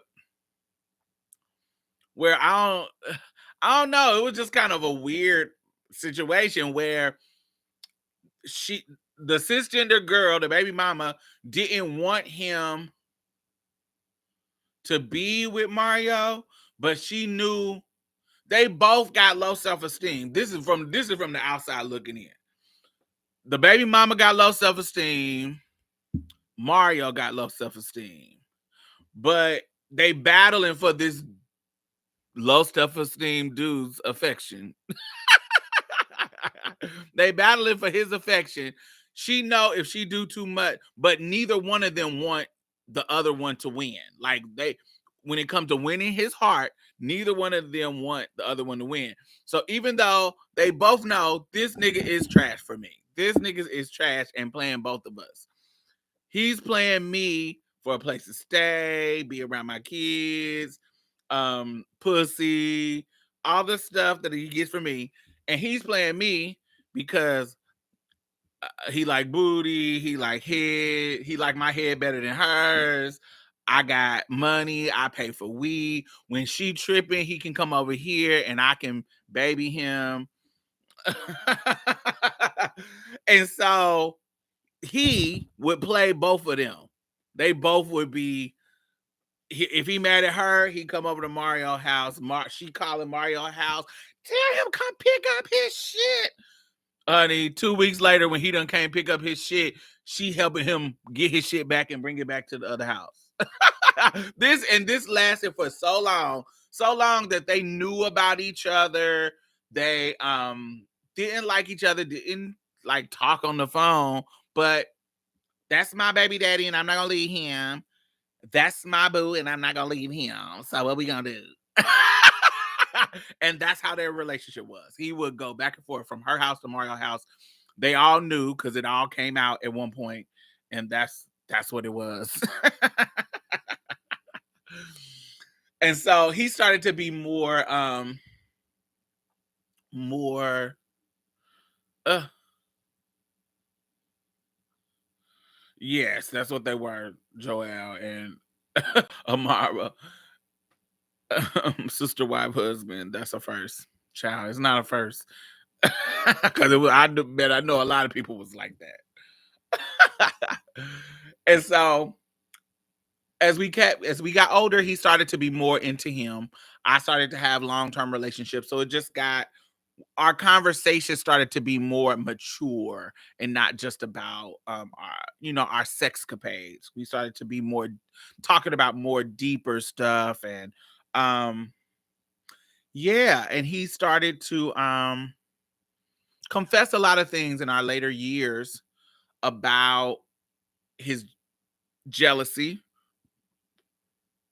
about his transness, and how that was a dream deferred. Um, how that wasn't something that was gonna happen, even though he feel like I should have transitioned when you transitioned. And we've had conversation. He was like, "Your life has went so well." He was like, "Yeah, you've been through a lot of shit, but when it comes to your transition, it's went so well. Like you literally said, this is where I'm going when we were freshmen. Like you came in the door like this is where I'm going. This is the one I'm growing to be a woman. However I do that, that's what it was." And he said he admired that about me, but it was something that he said, but it was something a sort of a jealousy in our early stages of our friendship that he wished that he could have been more himself. Because Mario couldn't even go to like gay clubs. Like he went to the gay club once, but that was more not because he couldn't, but because of the culture that he grew up in. There is and I don't know if it's like this. No, I do know it's like this. It may not be exactly like this, but I have met people in these groups. So church queen culture is like a culture in itself. Like in the sense of like I would be with the queens that would go to the beat, that would go to the gay club, da da da. But there was a whole culture of gay men who were church boys. Mario was black. I haven't had any non-black friends. Like I got black non-black cool people, but like cool, but I'm talking about like close friends that I talk to every day. I have never had a friend that was non-black. They got close to me. Um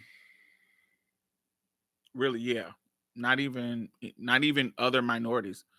I have one that was cool, but not my friend, like close friend. All my close friends have been black. Um, yeah. So, but yeah, church gays, like they hang out together. Of course, they probably sing in the choir, but they might not. But after, like, say the choir meets Saturday, Saturday at 9, honey. When y'all leave the church choir, all the church queens is gonna go to one of their houses where somebody done cooked and hang out and talk about church queen shit. Like, who mess around, what dinky mess around, telling the business of whoever fucking who.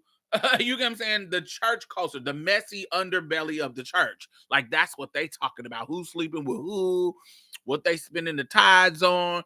It's the society of the church, not like the governance and the mask of the church. It's the underbelly. What happens when they go home? Who drinking too much, who beating too much, who having sex, who sleeping with who, the mess of the church. And in that culture, the church queens looked down on the club queens. Like, oh no, honey, we don't do all that. That's going too far. Like these was, bougie girls. These was bougie church girls. So, I can't go to people knew.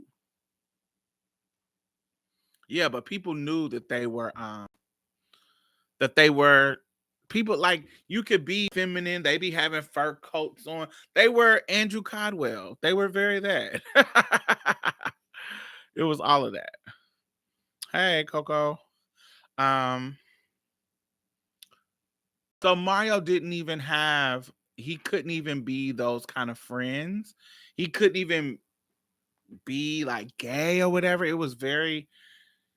We talked about that. How he became.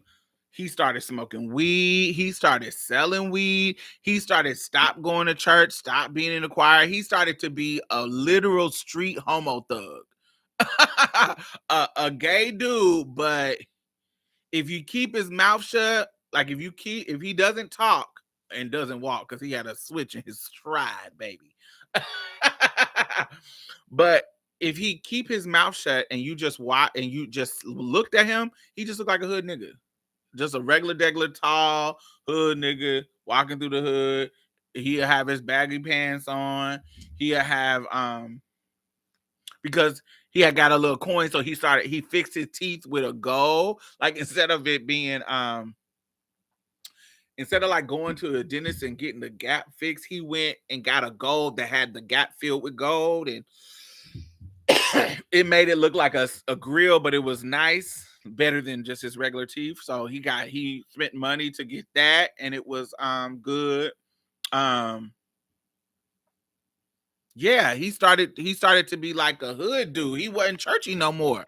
When we got in our 30s, he stopped going to church, stopped being in the choir, stopped doing anything church related, and started being this openly gay homo thug. And so in our conversations in that situation, he would always in our situation, he will always tell me how those are the regrets of his life, and he should have did it certain this way. He should have messed with these people. Blah blah blah blah blah blah.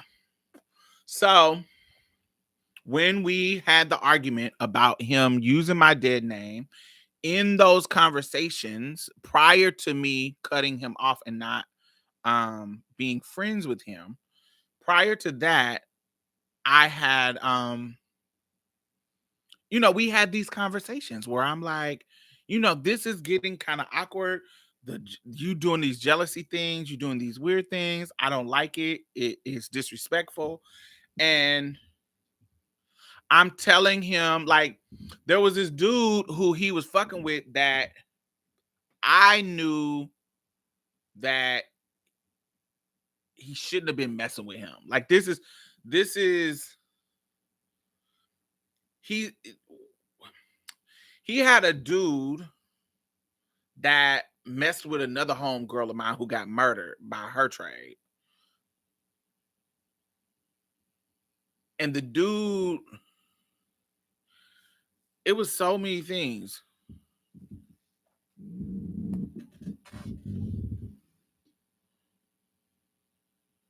Definitely. I don't know. It was weird. So I knew the dude messed around with my homegirl before she got murdered.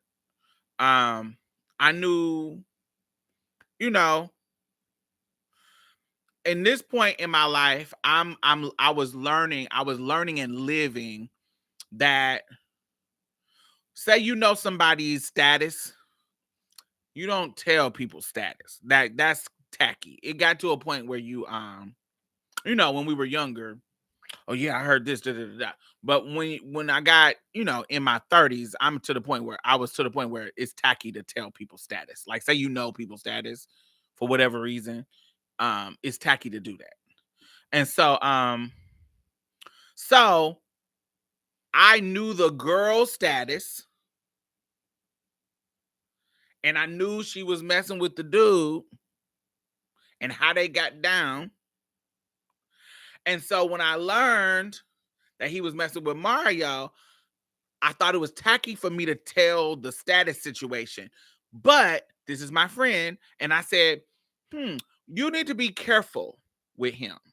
Like, whatever you got going on, whatever y'all doing, make sure you are being careful with him, because, I think he been around the block, and, you just got to be careful. Don't be careful. I just kept on saying be careful. I would not like say. And Mario would try to get me to say, what do you know? What you know? And I was like, I don't know anything.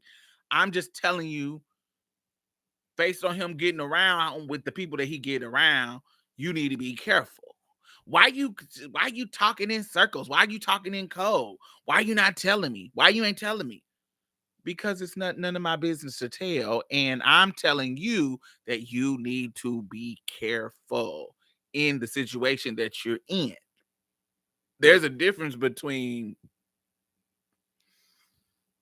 you know, you should always be careful, but certain situations you need to be careful.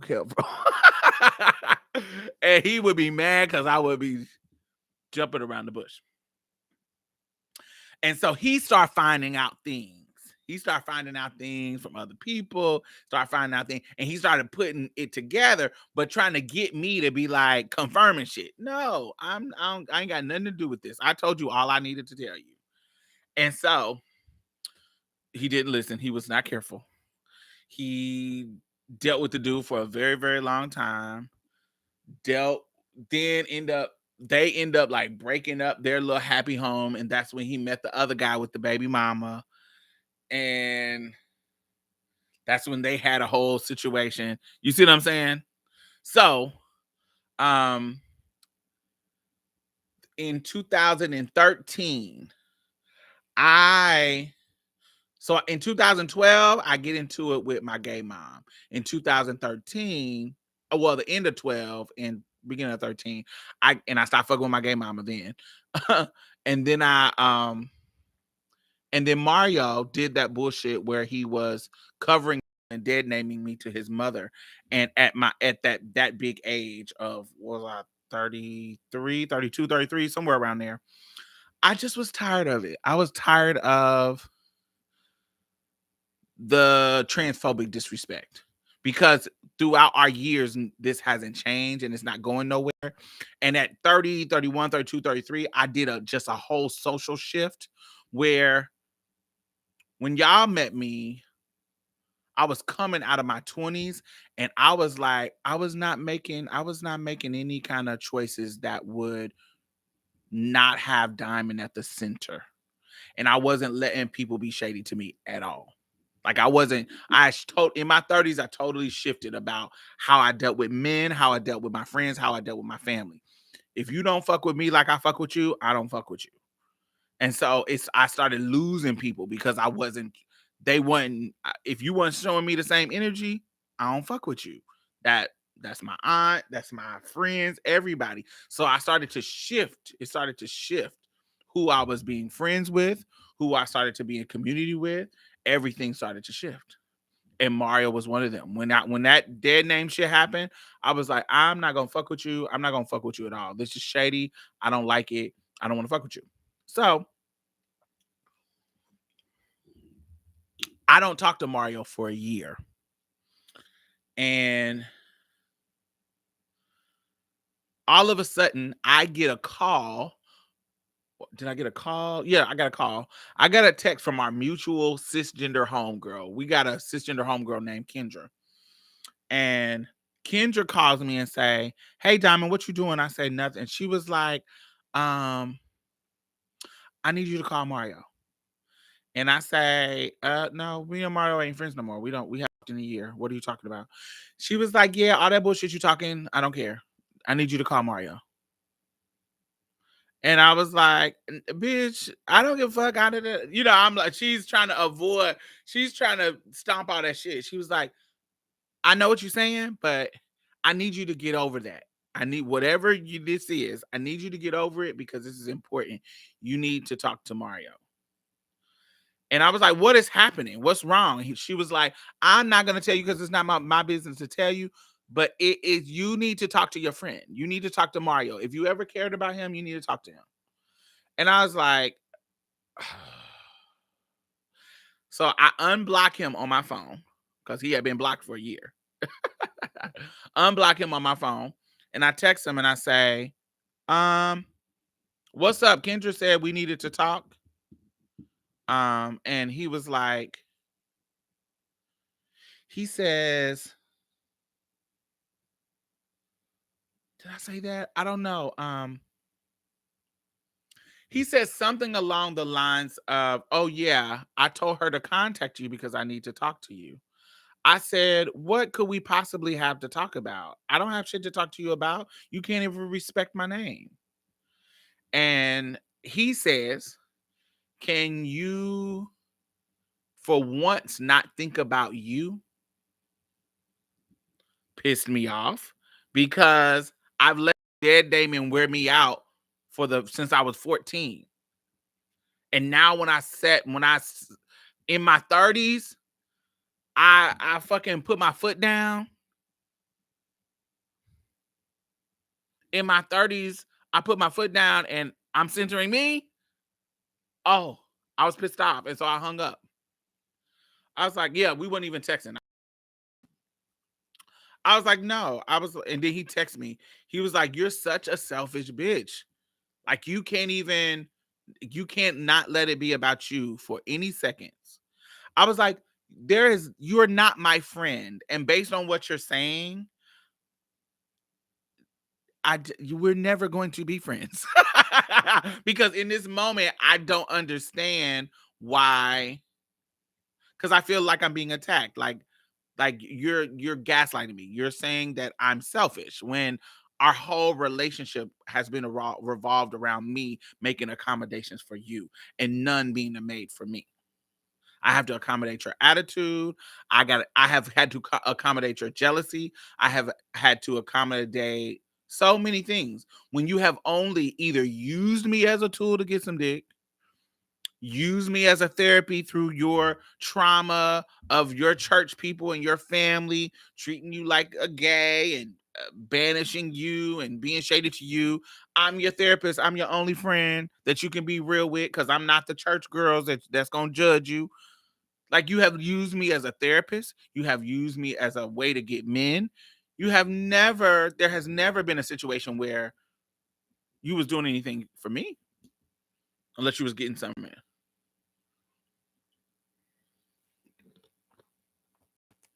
So I'm explaining this to him. And he was like, "Diamond, I have HIV. As a matter of fact, I don't have HIV. I actually have AIDS. And the doctor said that I have probably about a month to live." Now, this isn't a text message. So I'm like,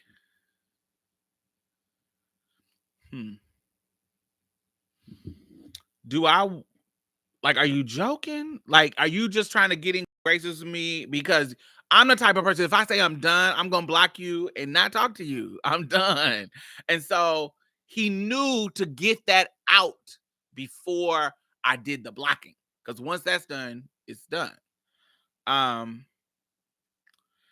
and he was like, "I haven't been talking to you. So I couldn't tell you. So I told Kendra to hit you up. And so I can tell you, I didn't want to leave the earth and we be mad at each other. You have been my longest friend, and this is what's going on with me." And I say, when I ask him, "Is it real?" Once I realize that he's being serious, I say, "I understand what you're saying, but you're also saying to me that I'm selfish. Once again, you want me to drop all of my feelings because you're in a situation that you can't handle now and you need somebody to talk to about it. I know, I hear it, I feel it, I know it because there's nobody in your life that understands your life like me. Nobody. Not your mama, not your brother, not your church friends, not your trade. Nobody. I'm the closest one who knows everything about you."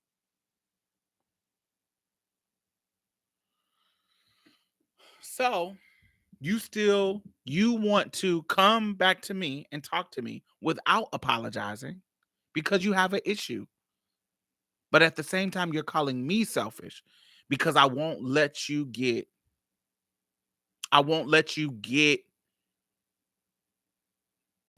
be disrespectful to me. And then now you expect me, because you hit me with this AIDS bomb, to drop it.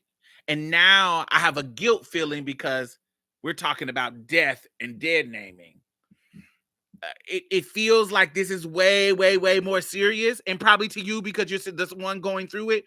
But this is exactly what you have played with me for our whole relationship. You feel like my pronouns, my name, all that stuff is secondary to our friendship. And it's not. And it's not. You think this is petty shit because you're a butch queen.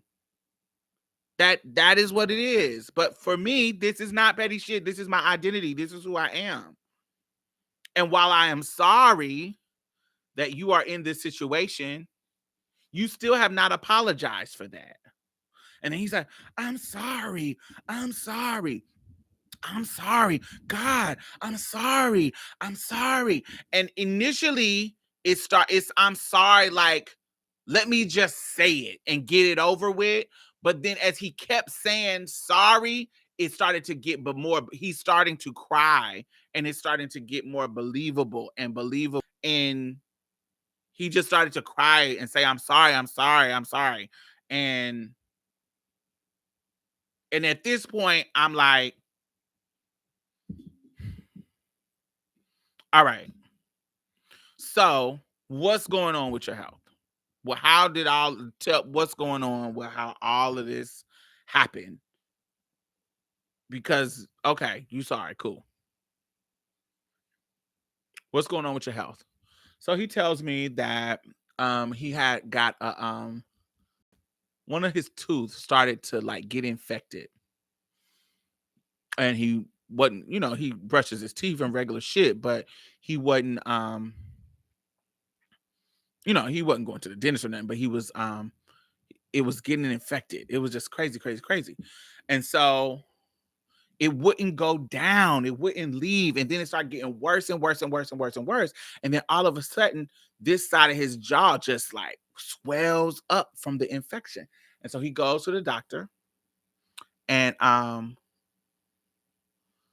the doctor says, let me test you. And so they test him, and he's tested positive. And they did his blood work or whatever, and his viral load was like under 200. And if anybody knows anything about AIDS, so HIV is just you having the virus in your system. Your T cells, when they get down to you have a certain level. A normal human being has a certain level of T cells. When your viral load is high, your T cells, which is like the healing little cells for you, are down. And once they get under 200, say that you got like, I think it's like 800 or 900, I think. Don't quote me on that number. But say a normal human being is 800 or 900 T cells in your blood. When you get under 200, when your viral load is so high and your T cells is down to 200, that's when you are officially have HIV. I mean, have AIDS. So when they tested him, he was under 200. So even if you go back up, just the fact that you had gotten down to 200 means it has now graduated from HIV to AIDS. Now, this is for somebody who is not on their medication, When you get on your medication, like medications now, you are undetectable. Like your viral load is so low that you can't even pass it to other people. Like if you're on your medicine, child, you ain't got nothing to worry about. So, but this is a person who is not on any meds, and this is 2014, 13, end of 13, I think. No, it had to be a year later. So like 14. So yes. So they find out, and the doctor, this was a funny moment when he was telling me, we were laughing about it. The doctor has said, well, darling, you are positive, darling, and your viral load is high, and why your body is not healing itself is because your T cells are depleted, baby. Um, it's just depleted. And so we need to get you on some meds, some antivirals, and get you up to part so that your so this affection can go away. And so they asked about his partners, the typical stuff. Ask about your partners. How many partners have you had? Who? Da, da, da, da, da. And Mario said he laughed at him. He said, "Baby, I've been fucking raw since I've been fucking.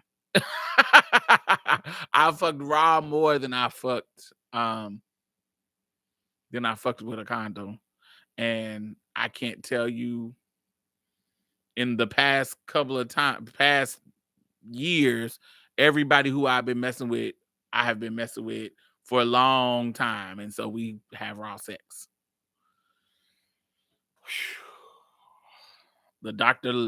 He says it jokingly, but he says it jokingly because you know how they say, I gotta laugh to keep from crying. Um, and so yeah, we were laughing while he was telling me the story because it was true, child. Mario felt like having sex with condoms meant prove not having sex without condoms somehow meant that you really loved the dude.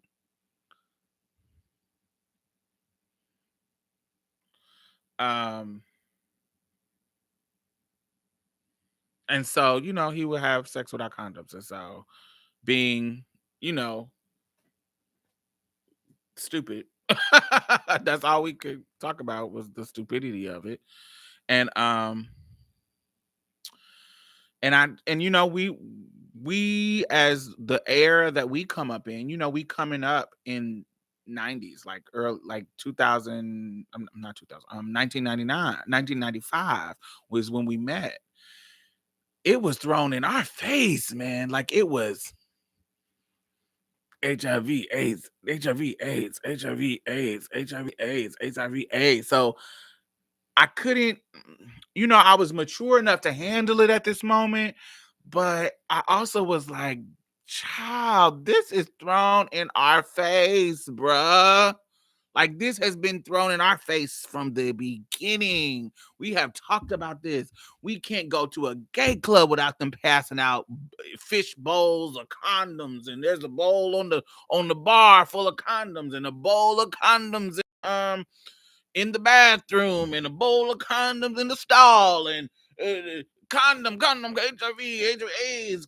It was in our face, man. On a positive level, like them doing the work and making sure the condoms are there, but also on a negative level, baby, our family, our friends, not our friends, our family and teachers and people were threatening us with that. Like they were like, "Oh, you're gonna be down there with the AIDS, and you're gonna be getting that gay man disease," and like it was thrown in our face. So there was a part of me that was like, "Huh? Like how could you?" And you know, I've been in situations where I was in love with people. You know what I'm saying? And we did our thing.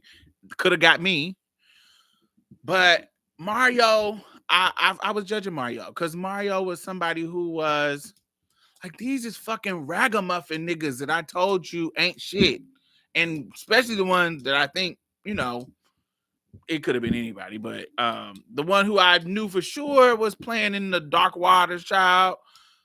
Honey, I'm like, these is niggas that doesn't fucking love you. Like they didn't fucking show you any type of respect or love. They didn't. And so I felt really, really bad because in the conversation, this is all that it was about. It was about him talking about how he loved. He was like, he wanted to be loved. And even so, one of our last conversation, we were just really deep in sadness, like about it. And he was like, "I'm not like you. Like I'm not you are cold. You are cold, you are stoic, I'm not like you. I have a heart." And it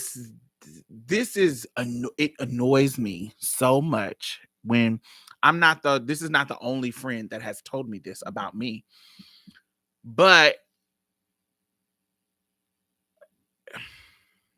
not that I'm cold and don't have a heart. I got tons of heart. Got heart. I do deal with more shit than they do. And I'm usually like the mother of them. And especially in his case, nigga, you have had your mama for, you know what I'm saying? Like, I would tell him, I was like, nigga, that I have to be tough. I don't have shit to fall on. Look at our lives. You have lived under your mama's roof for your whole life. My mama was on drugs and neglectful. I had to get custody of my brother. I didn't have room to not be tough. It's not that I didn't want some motherfucker to love me. It's not that I didn't want love or whatever. It's not that I didn't want that. It's not that I didn't want it. And you can sit here and tell me, oh, that's because you, and he would say, you know, you light skinned and pretty, da da da da da da. You not this big fucking ogre motherfucker. And these are the type of conversation. This is how our last conversation was going.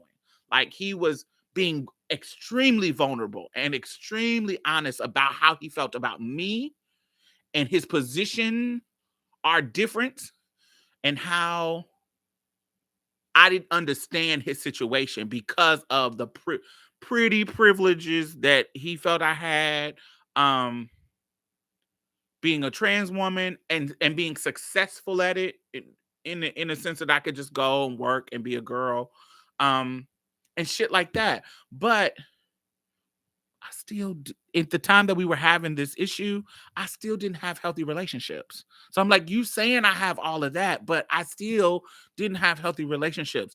And I still took care of my body. Like, I made sure that I don't give a fuck what these fucking niggas is doing. And this doesn't say that I couldn't have been got. Let me not say that, because, honey, Jonathan could have got me if he was positive. Keenan could have got me, my husband, if he was positive. So, you know, I could have been in the same situation, but I wasn't. And with him, I was like, these are dudes, the dudes that I was fucking raw, the two at the time that I had ever fucked raw in that situation. um,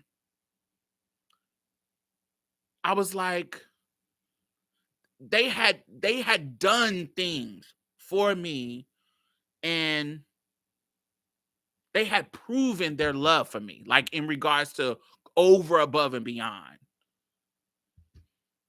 These niggas that you doing it raw for are not shit. Like, he he was like, and he basically was saying they weren't shit to you, but for me, who don't have the options that you have, yo niggas could take you out and you being pretty on their arm and do all the stuff. He said, do you know how I would see you and Jonathan going to the movies and being a regular couple and nobody knowing your tea? How you can just be happy? I didn't have that. All the niggas that I was fucking with was fucking hood niggas. It wasn't no fucking classy ass niggas. It wasn't no motherfucker who was treating me like I had some shit. But this is what I had. This is this is what I had to do. Who was showing me attention or any type of affection. And it got me emotional because, I mean, it was some real shit. It was a real conversation. And we hadn't had this type of real conversation. And I didn't think about it. I just thought about it as, how can you have this such low self-esteem? And it was my realization. It opened my eyes to that type of thing. Like, we just want affection. We just want to be loved. And because I was getting love, not to the peak of what I wanted, but I was getting to a better peak than what he was. And I didn't think about that. Like, I was getting love. Even this does not mean that it wasn't trash, unhealthy relationship. My relationships were trash and unhealthy too. But they weren't they weren't to unhealthy and super trash to the level that his were. Like, he was with,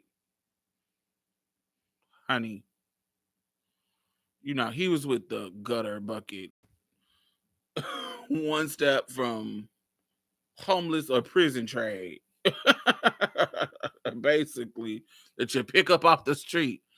Um, yeah, so we had this really heartfelt heart to heart where I had to really see unintentionally the the part that I played in his self-esteem.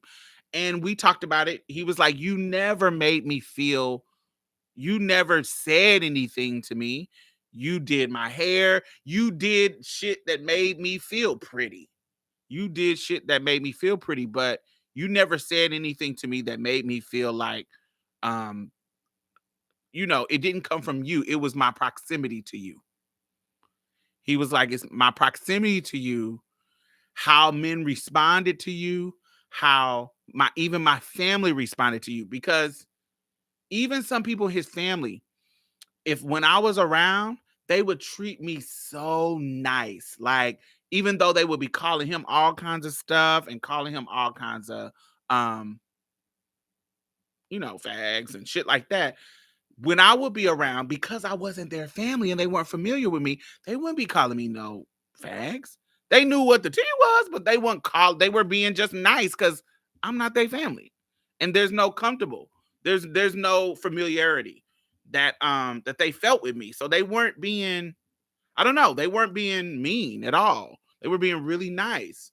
And they would say stuff like, his sister Lori would say stuff like, Diamond is so pretty. Like, I could take Diamond anywhere. I could take her to the lesbian, because Lori was a lesbian. Now, she got treated bad too because she was a lesbian, but they were like the black sheeps of the family. He was a gay one, she was the lesbian, and the rest of them was a bunch of boys and girls that were straight. And so, but Lori would say things that would make him jealous um, about my looks, and he was finally sharing, because prior to this, he would be like, "Is this is," I would think there was some jealous shit going on, but he would be like, "Bitch, I don't want to be no trans woman. I don't want to be you. I pulled a trade too, Miss Honey." Miss Honey. you know, it would be almost like overconfident. So, "Oh, cool, bitch. Well, if you can pull them. Why you bringing me over here?" Like, because he would put me in direct competition with him, I would like, "Oh, well, if you could pull the trade like I do, then why you call me over here to pull the trade? Because clearly, if you could pull them by yourself, you wouldn't need me. You would have them, so you can call me and tell me about it. But you calling me over here because you know the power that I bring. So, but I'm having this conversation with him because he's showboating. And so we both playing the dozens, girl, going back and forth. "Honey, let me show you a new cut, a new style, a new color." We playing. You get what I'm saying? We going back and forth. So I'm not, but this is happening over years of time. So you playing this tough role and I'm believing it. I'm not believing that I'm a source of your self-esteem being low. Because you reading me too. You reading my voice. Yeah, you pretty, but that voice. You get what I'm saying? You try to, you read it. It really wasn't nothing else other than my voice. um, he would try to be cute and, do his thing. Um, but honey, this voice is still bringing the boys to the yard. So at the end of the day, you can read, but the proof is still in the pudding. There's still niggas. I can still, when you want to be shady and not take me home after you done brought me over here, honey, I could tip one block and jump in the car and get home. That's another thing he used to do. He would call me over here. He would call me over to his apartment and then get mad when I either had the trade or the trade don't want to fuck with him, and then don't want to take me home. Now, all of these is red flags, but this was my friend, and I was, child. And so, honey, I'll tip right outside the gate. Do, do, do, do, do. Honey, And he lived on this street called Emerson that was always busy. Some nigga was always riding through. And I would always get home. He would be over it.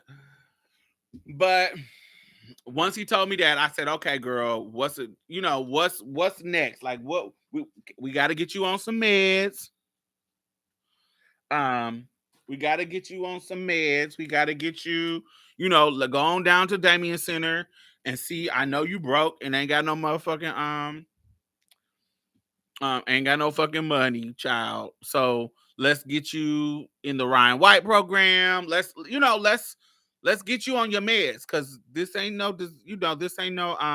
If you're on your meds, that can wear you out. That can help." And so he's feeling shamed because remember, he's been this judgy ass butch queen all of his life. He has been this judgy church queen all his life. And so now he got to go down to the Damien Center, which is the gay, basically the AIDS center in the city, even though it's really just an LGBT kind of center. But at the LGBT center, they're going to keep their coins. They're going to do direct services. That's how they get their money. And so he said he's feeling like, "Ooh, if I go down there, everybody going to think that I got AIDS." You do. And you trying to stay alive.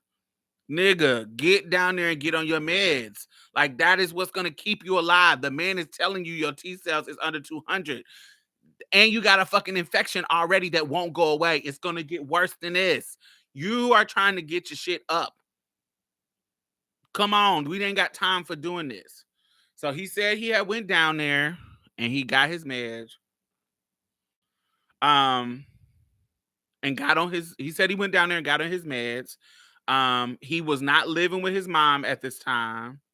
And remember, we hadn't talked for a year, but after this, we talked for like a whole month straight. Just reminiscing and catching up on what had happened through that year. This was probably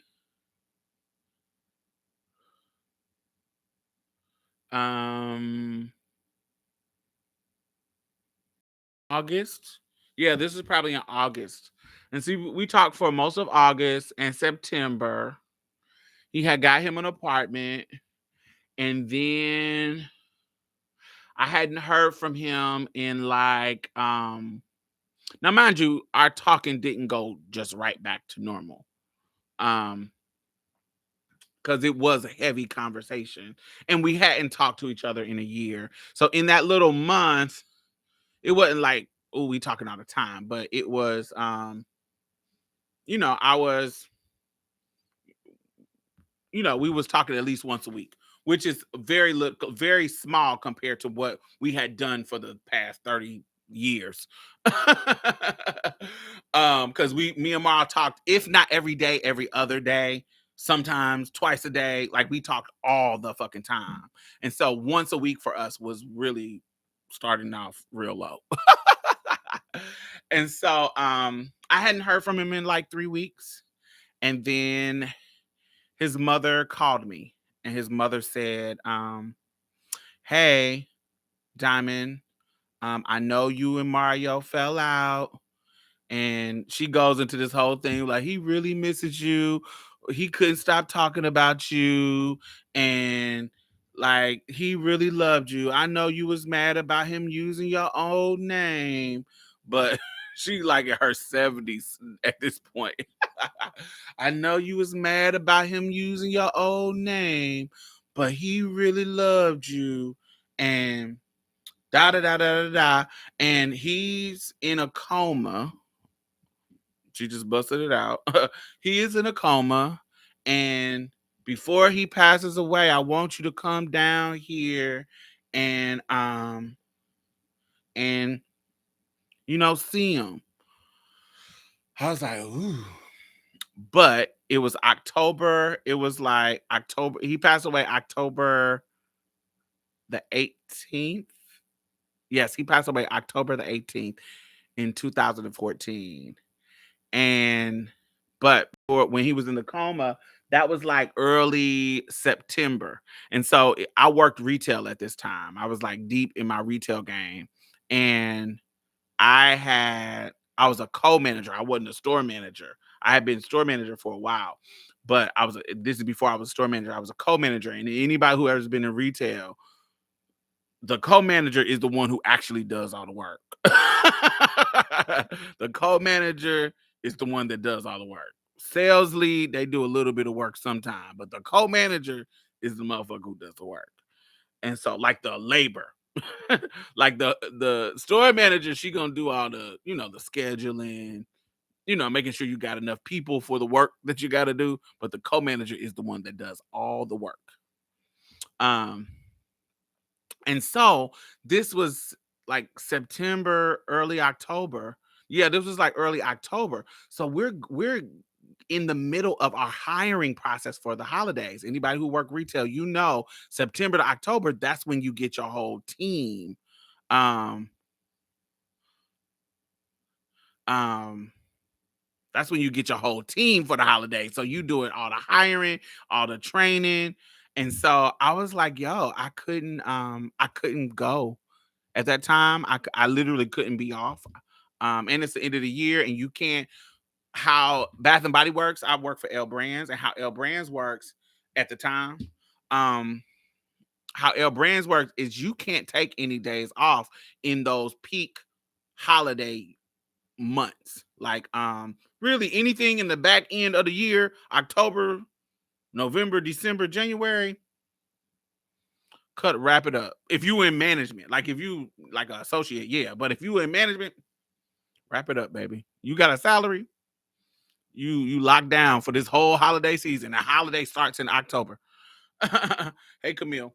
And so I couldn't get off, and he had told me he was on his med. So I'm thinking, like, they gonna get him back. They're gonna get him back to normal. And so maybe like 2 weeks later, not maybe like a week and a half later, his mother called me and said that he passed away on the 14th of October. So my best friend, who I would have considered my best friend for years and years and years and years, had passed away, and I was devastated. I was devastated. I was like, wow. I'm so glad that we got to talk for the month that we did. I'm glad that he didn't pass away without us talking, because that would have been more devastating. If I didn't know any of the situation that was going on, I would have been more devastated. But I'm glad that I got context of what happened. I'm glad that we cleared the air. I'm glad that we, got to we got everything off our chest. Like every negative, every positive, why we cared about each other, why we fell out, what led to our falling out, what led to us being friends. We really got everything, good, bad, and ugly, and pretty and beautiful. Every single thing that we needed to get off our chest about each other, we got out. And then he passed away, and my friend was gone. So they asked me to speak at the funeral. I said no, because I didn't want to. I wanted to sit back and just be away from the family, be away from everything. I wanted to just sit back and just, I didn't want to see. So anytime, like anybody, I don't like seeing people I love in coffins. I don't like that. I learned from my great aunt, her. This is how I remember my aunt. Fabulous, alive, beautiful, smiling, happy, sickening skin, beautiful and be even when she got older, when she got in 60s, she still, she a little, little wrinkly, but skin still flawless and beautiful. And she just was that bitch. And when I saw her in that casket, man, I was like, oh, this does not look like my aunt. I did not want to see this. I hate that I have the memory of her like that. And so I kissed her on her forehead. It was cold and late. Never do that again. I hate wakes and funerals. I hate all that shit. And so I said, I'll never do that again. I'll never, with somebody that I love, I don't sit in the front where you know, where the casket is, because I don't want to see the dead body. I don't want that memory. So I sit in the back. I usually don't participate. Um, unless it's just a serious thing that I'm forced to, like it's like with Monica Roberts. I didn't go up to the casket. Rest in peace, Monica. Um, I didn't go up to the casket, but I did speak. But when I got up to speak, the casket was closed, so I didn't see anything. But yeah, my friend, I had when I went to Indianapolis for the funeral, me and my homegirl Tia, she the one who drove me to the funeral. And so we talking about niggas the whole time. In the car, it's trans woman. And we talking about dudes and talking about just all the stuff that we used to do when we was young, when I lived in Indianapolis, and just having such a good conversation, this and this and that. And then she parked the car at the funeral home.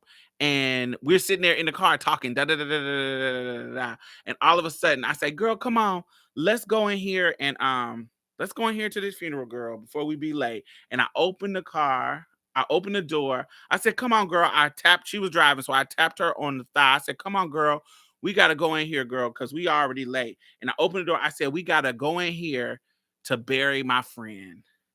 And when I said it out my mouth, jumping out of her car, my emotions just said and took over my body, and I just started bawling, bawling, bawling, bawling, bawling, bawling, bawling. I'm about to go in here and bury my friend. Like, it was so that realization that this is real. But baby, I come around her van. I come around her van to walk up to. Now, mind you, y'all know that I'm gonna be sickening at this funeral. Because I know I'm seeing everybody from high school, from the city, and I haven't lived in the city for so long. And so anybody who I knew through Mario, I knew I was going to see them, but it's a small city. So tons of people we know communally together. So I knew I was going to see tons of city folks that ain't seen me in years. They haven't seen all these advancements. So I came looking like doing what I was supposed to do. And so I'm crying, you know, waterproof mascara. And I'm crying and I'm walking up, and the two streets by this fucking funeral home are lined with cars, lined with cars. Like this is fucking a celebrity of the city. I come into the funeral home and it is people. Like, oh my God, just people, people, people, people, people. Like, it is no room in the church. Like, I mean, in the funeral parlor. All the seats are full, all the back of the walls, people are standing up. It is a bunch of people. What I didn't realize since I had been gone from the city is that Mario really had made a name made a name for himself while doing lashes. He literally made a big ass lucrative business with lashes, like doing them.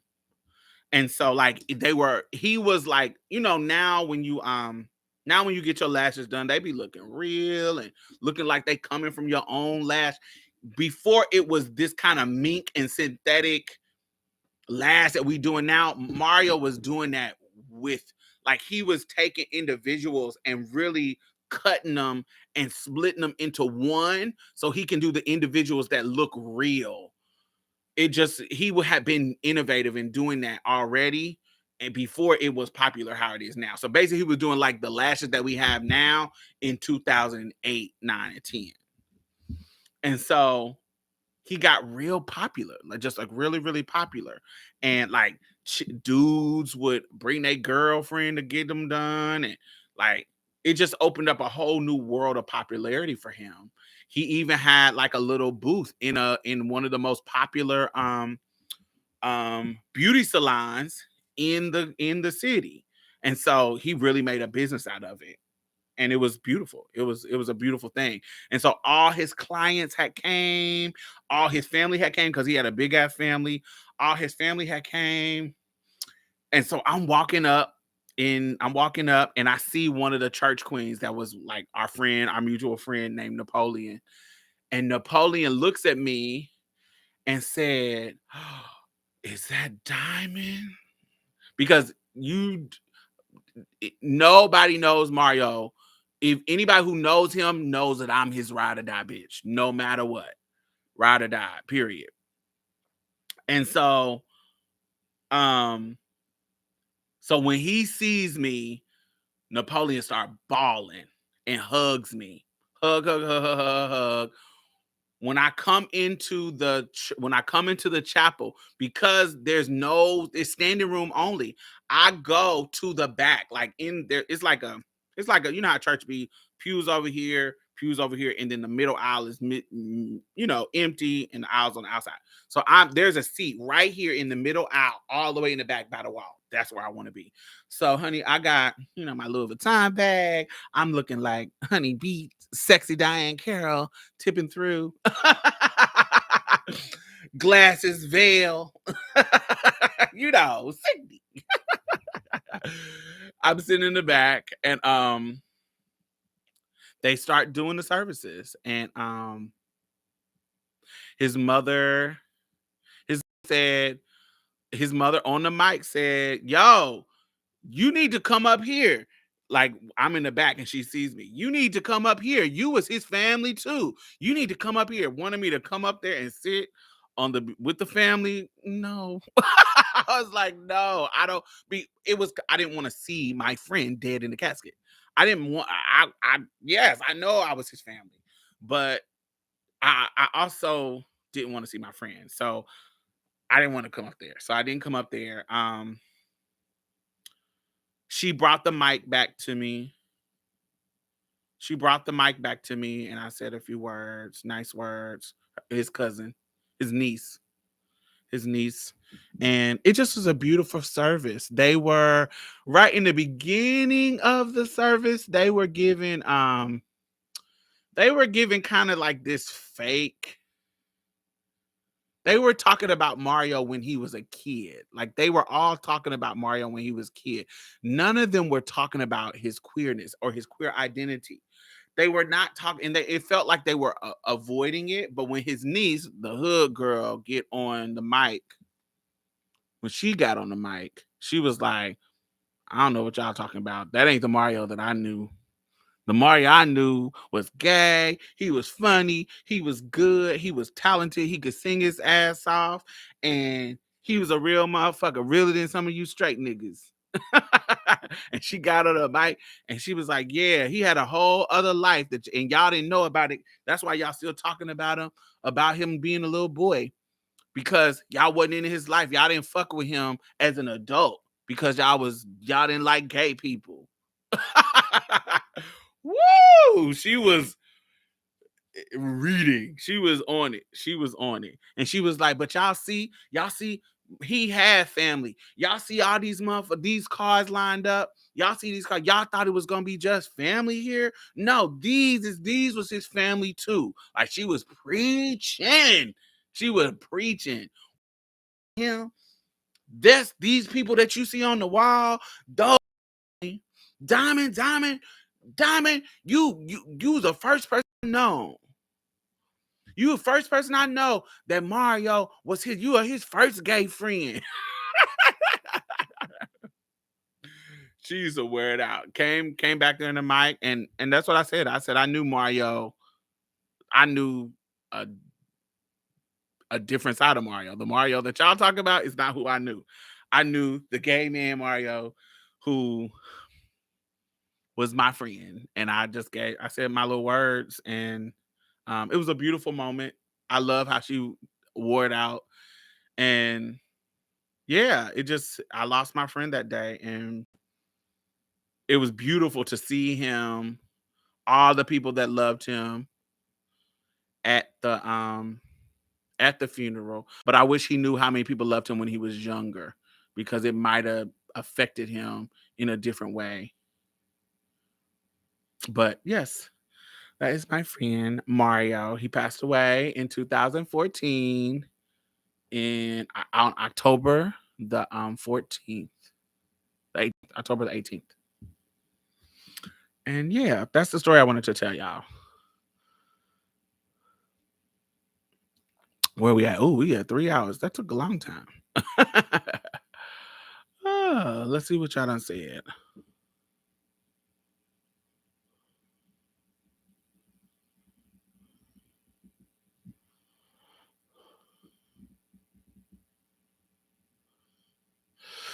I hate how the idea of love gets warped for people outside of cishet relationships. I know they have issues too, but we have way less possibility models. Ooh, way less. Way less. And you have to, I know for me, I think what saved me from being in a lot of situations is I just started to be more and more selfish. I started to be more selfish. I started centering my own needs, and that included my health, my safety. I can't tell you that I ain't never, had some random nigga raw. That would be a lie. um, that would be a motherfucking lie. Because I have. Um, the first time I did it, it was like 2007. Now, in my younger years, never. But about 2007, I don't know what had came over me that day. I don't know what. I can't tell you why, but it was no reason. I just did it because it was a hot moment. And yeah, it was a hot moment, and the moment would have been ruined. Not saying that that's a good enough excuse. I'm just being real. The moment would have been ruined. It would have been ruined, and it just the passion of the moment led me to say sure. And so, but after that situation, um I just started being like, none of this it's not worth it. So no, because that situation didn't, with all the passion that it was, the situation didn't lead to anything. If I had got something from that situation, it would have totally been next level, not worth it. This is what you took the risk for. It was a good session, but it was just a good session. It wasn't like I was in love. Da, da, da. It was just a sickening ass section with a fine ass boy, and it would, in the end, it would not have been worth. It was not worth the risk. Not that anyone would be, but it wasn't worth the risk. And so I think me being selfish, me being centering myself, where I'm not doing no reckless shit just for you. I'm not doing no reckless shit just for you. I'm not doing any kind of just I'm not trying to make your dick feel good. Honey, I'm a bottom child. I put a condom on it, it make your dick thicker. So honey, put that condom on. It don't feel no different for me. It actually do, but but not enough difference to where I'm like, oh, I got to have it raw, baby. No, from it might feel different from a top perspective, but from a bottom, no. You a dick in your butt with a condom feel like a dick in your butt without one. um, so I just started to be more serious and more yeah, I just started to be, it wasn't worth it. And so I never really got into the raw sex game after that.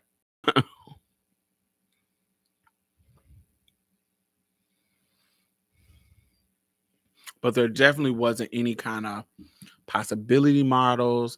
Every girl, every trans girl that had a man that I knew, honey, they were either bummy ass motherfucking I just got a halfway house. I just got out of prison. I just I ain't got no job. They living on you. Every situation that I saw, there were no, in my mind, good relationships that bitches had. It was that didn't come till later. That didn't come till later. Like now I see more healthy looking trans, and I say looking because I don't know what's going on with them, but healthy looking trans relationships. Um, but it's definitely not any possibility models at early in my late 20s and early 30s. I see some white girls that look like they may be a little happy, but definitely not no black girls in my circle that was with dudes that I felt like were prestigious. That had something going for themselves. And you ain't gotta be, some, but most of them motherfuckers didn't have shit going for themselves. Didn't have no honey, barely had a GED, if that. Like they just didn't have anything that would help you. Like it just felt like they was all moochers. It didn't feel like there was no equally yoked relationship that I saw. And so, yeah, it just wasn't right. Um, I can correlate. I can't remember seeing my dad like that. I hate funerals. Yeah, I hate it. Yeah, funeral grief always hits you at once like that. My funeral will be dead, lol. My mom would literally just be there alone crying. His talent attracted people to him, but he couldn't see it in himself or people who really loved him for who he. Yes. I don't know. I don't think my funeral would be empty. I think my funeral would be people at it. I think I have cultivated a community of people who love me. I do. I'm blessed in that sense. So I think that my friends, I think that I have family chosen and uh, unchosen. um, yeah, I think I've built a, small but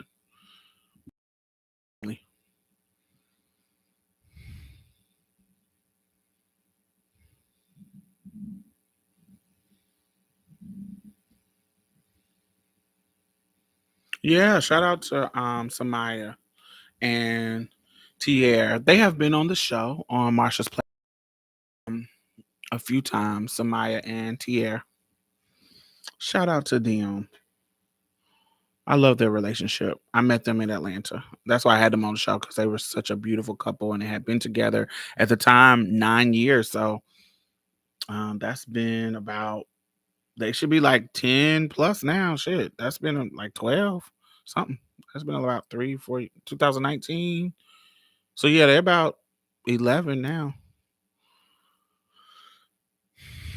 Yeah, I love their relationship. I like Mia and Z's relationship. They've been together for a long time now. I like, who else are some great possibility models? What's her name? Precious and Miles Davis.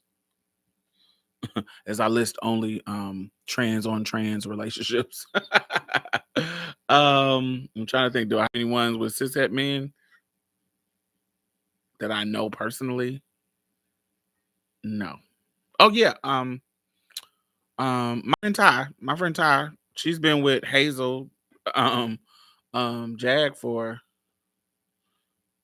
shit 12 years, 10, 12 years, like 10 years, yeah. Been, off and on, but a long time now. Shout out. Oh yeah, yeah, yeah. But yes, y'all, that is That's my story. Is it rare? I don't know. I don't know if it's rare. I've seen people. I'm seeing more people in being possibility models now, but when I was 10 years ago, no, it was shit was bullshit.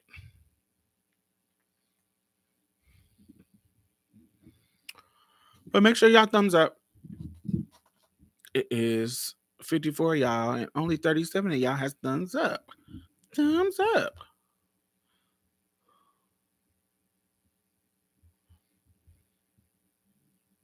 Do y'all know? Do y'all know Never Ending Nina? She's a trans woman that sings, and she has a new EP out, and I want to review the EP. Do y'all want to talk about that? Ooh, Eddie Winslow and Sydney Starr. I haven't talked about that. When we are growing up, it was very Disney. Yeah, right. Hmm. In 3 hours and 20 minutes, I am going to end this, but I'm gonna come back because I want to talk about Eddie Winslow and City Star, and I want to do um what you call it's EP, Never Ending Nina's EP for y'all. Y'all want me to come back?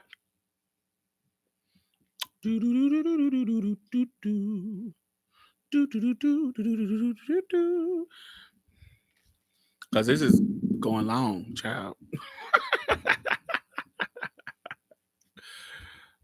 All right, I'll come back and talk about that. And we'll talk about, yeah, Sydney Star and that. Let me go pee and yeah, figure that out. All right, I'll be back.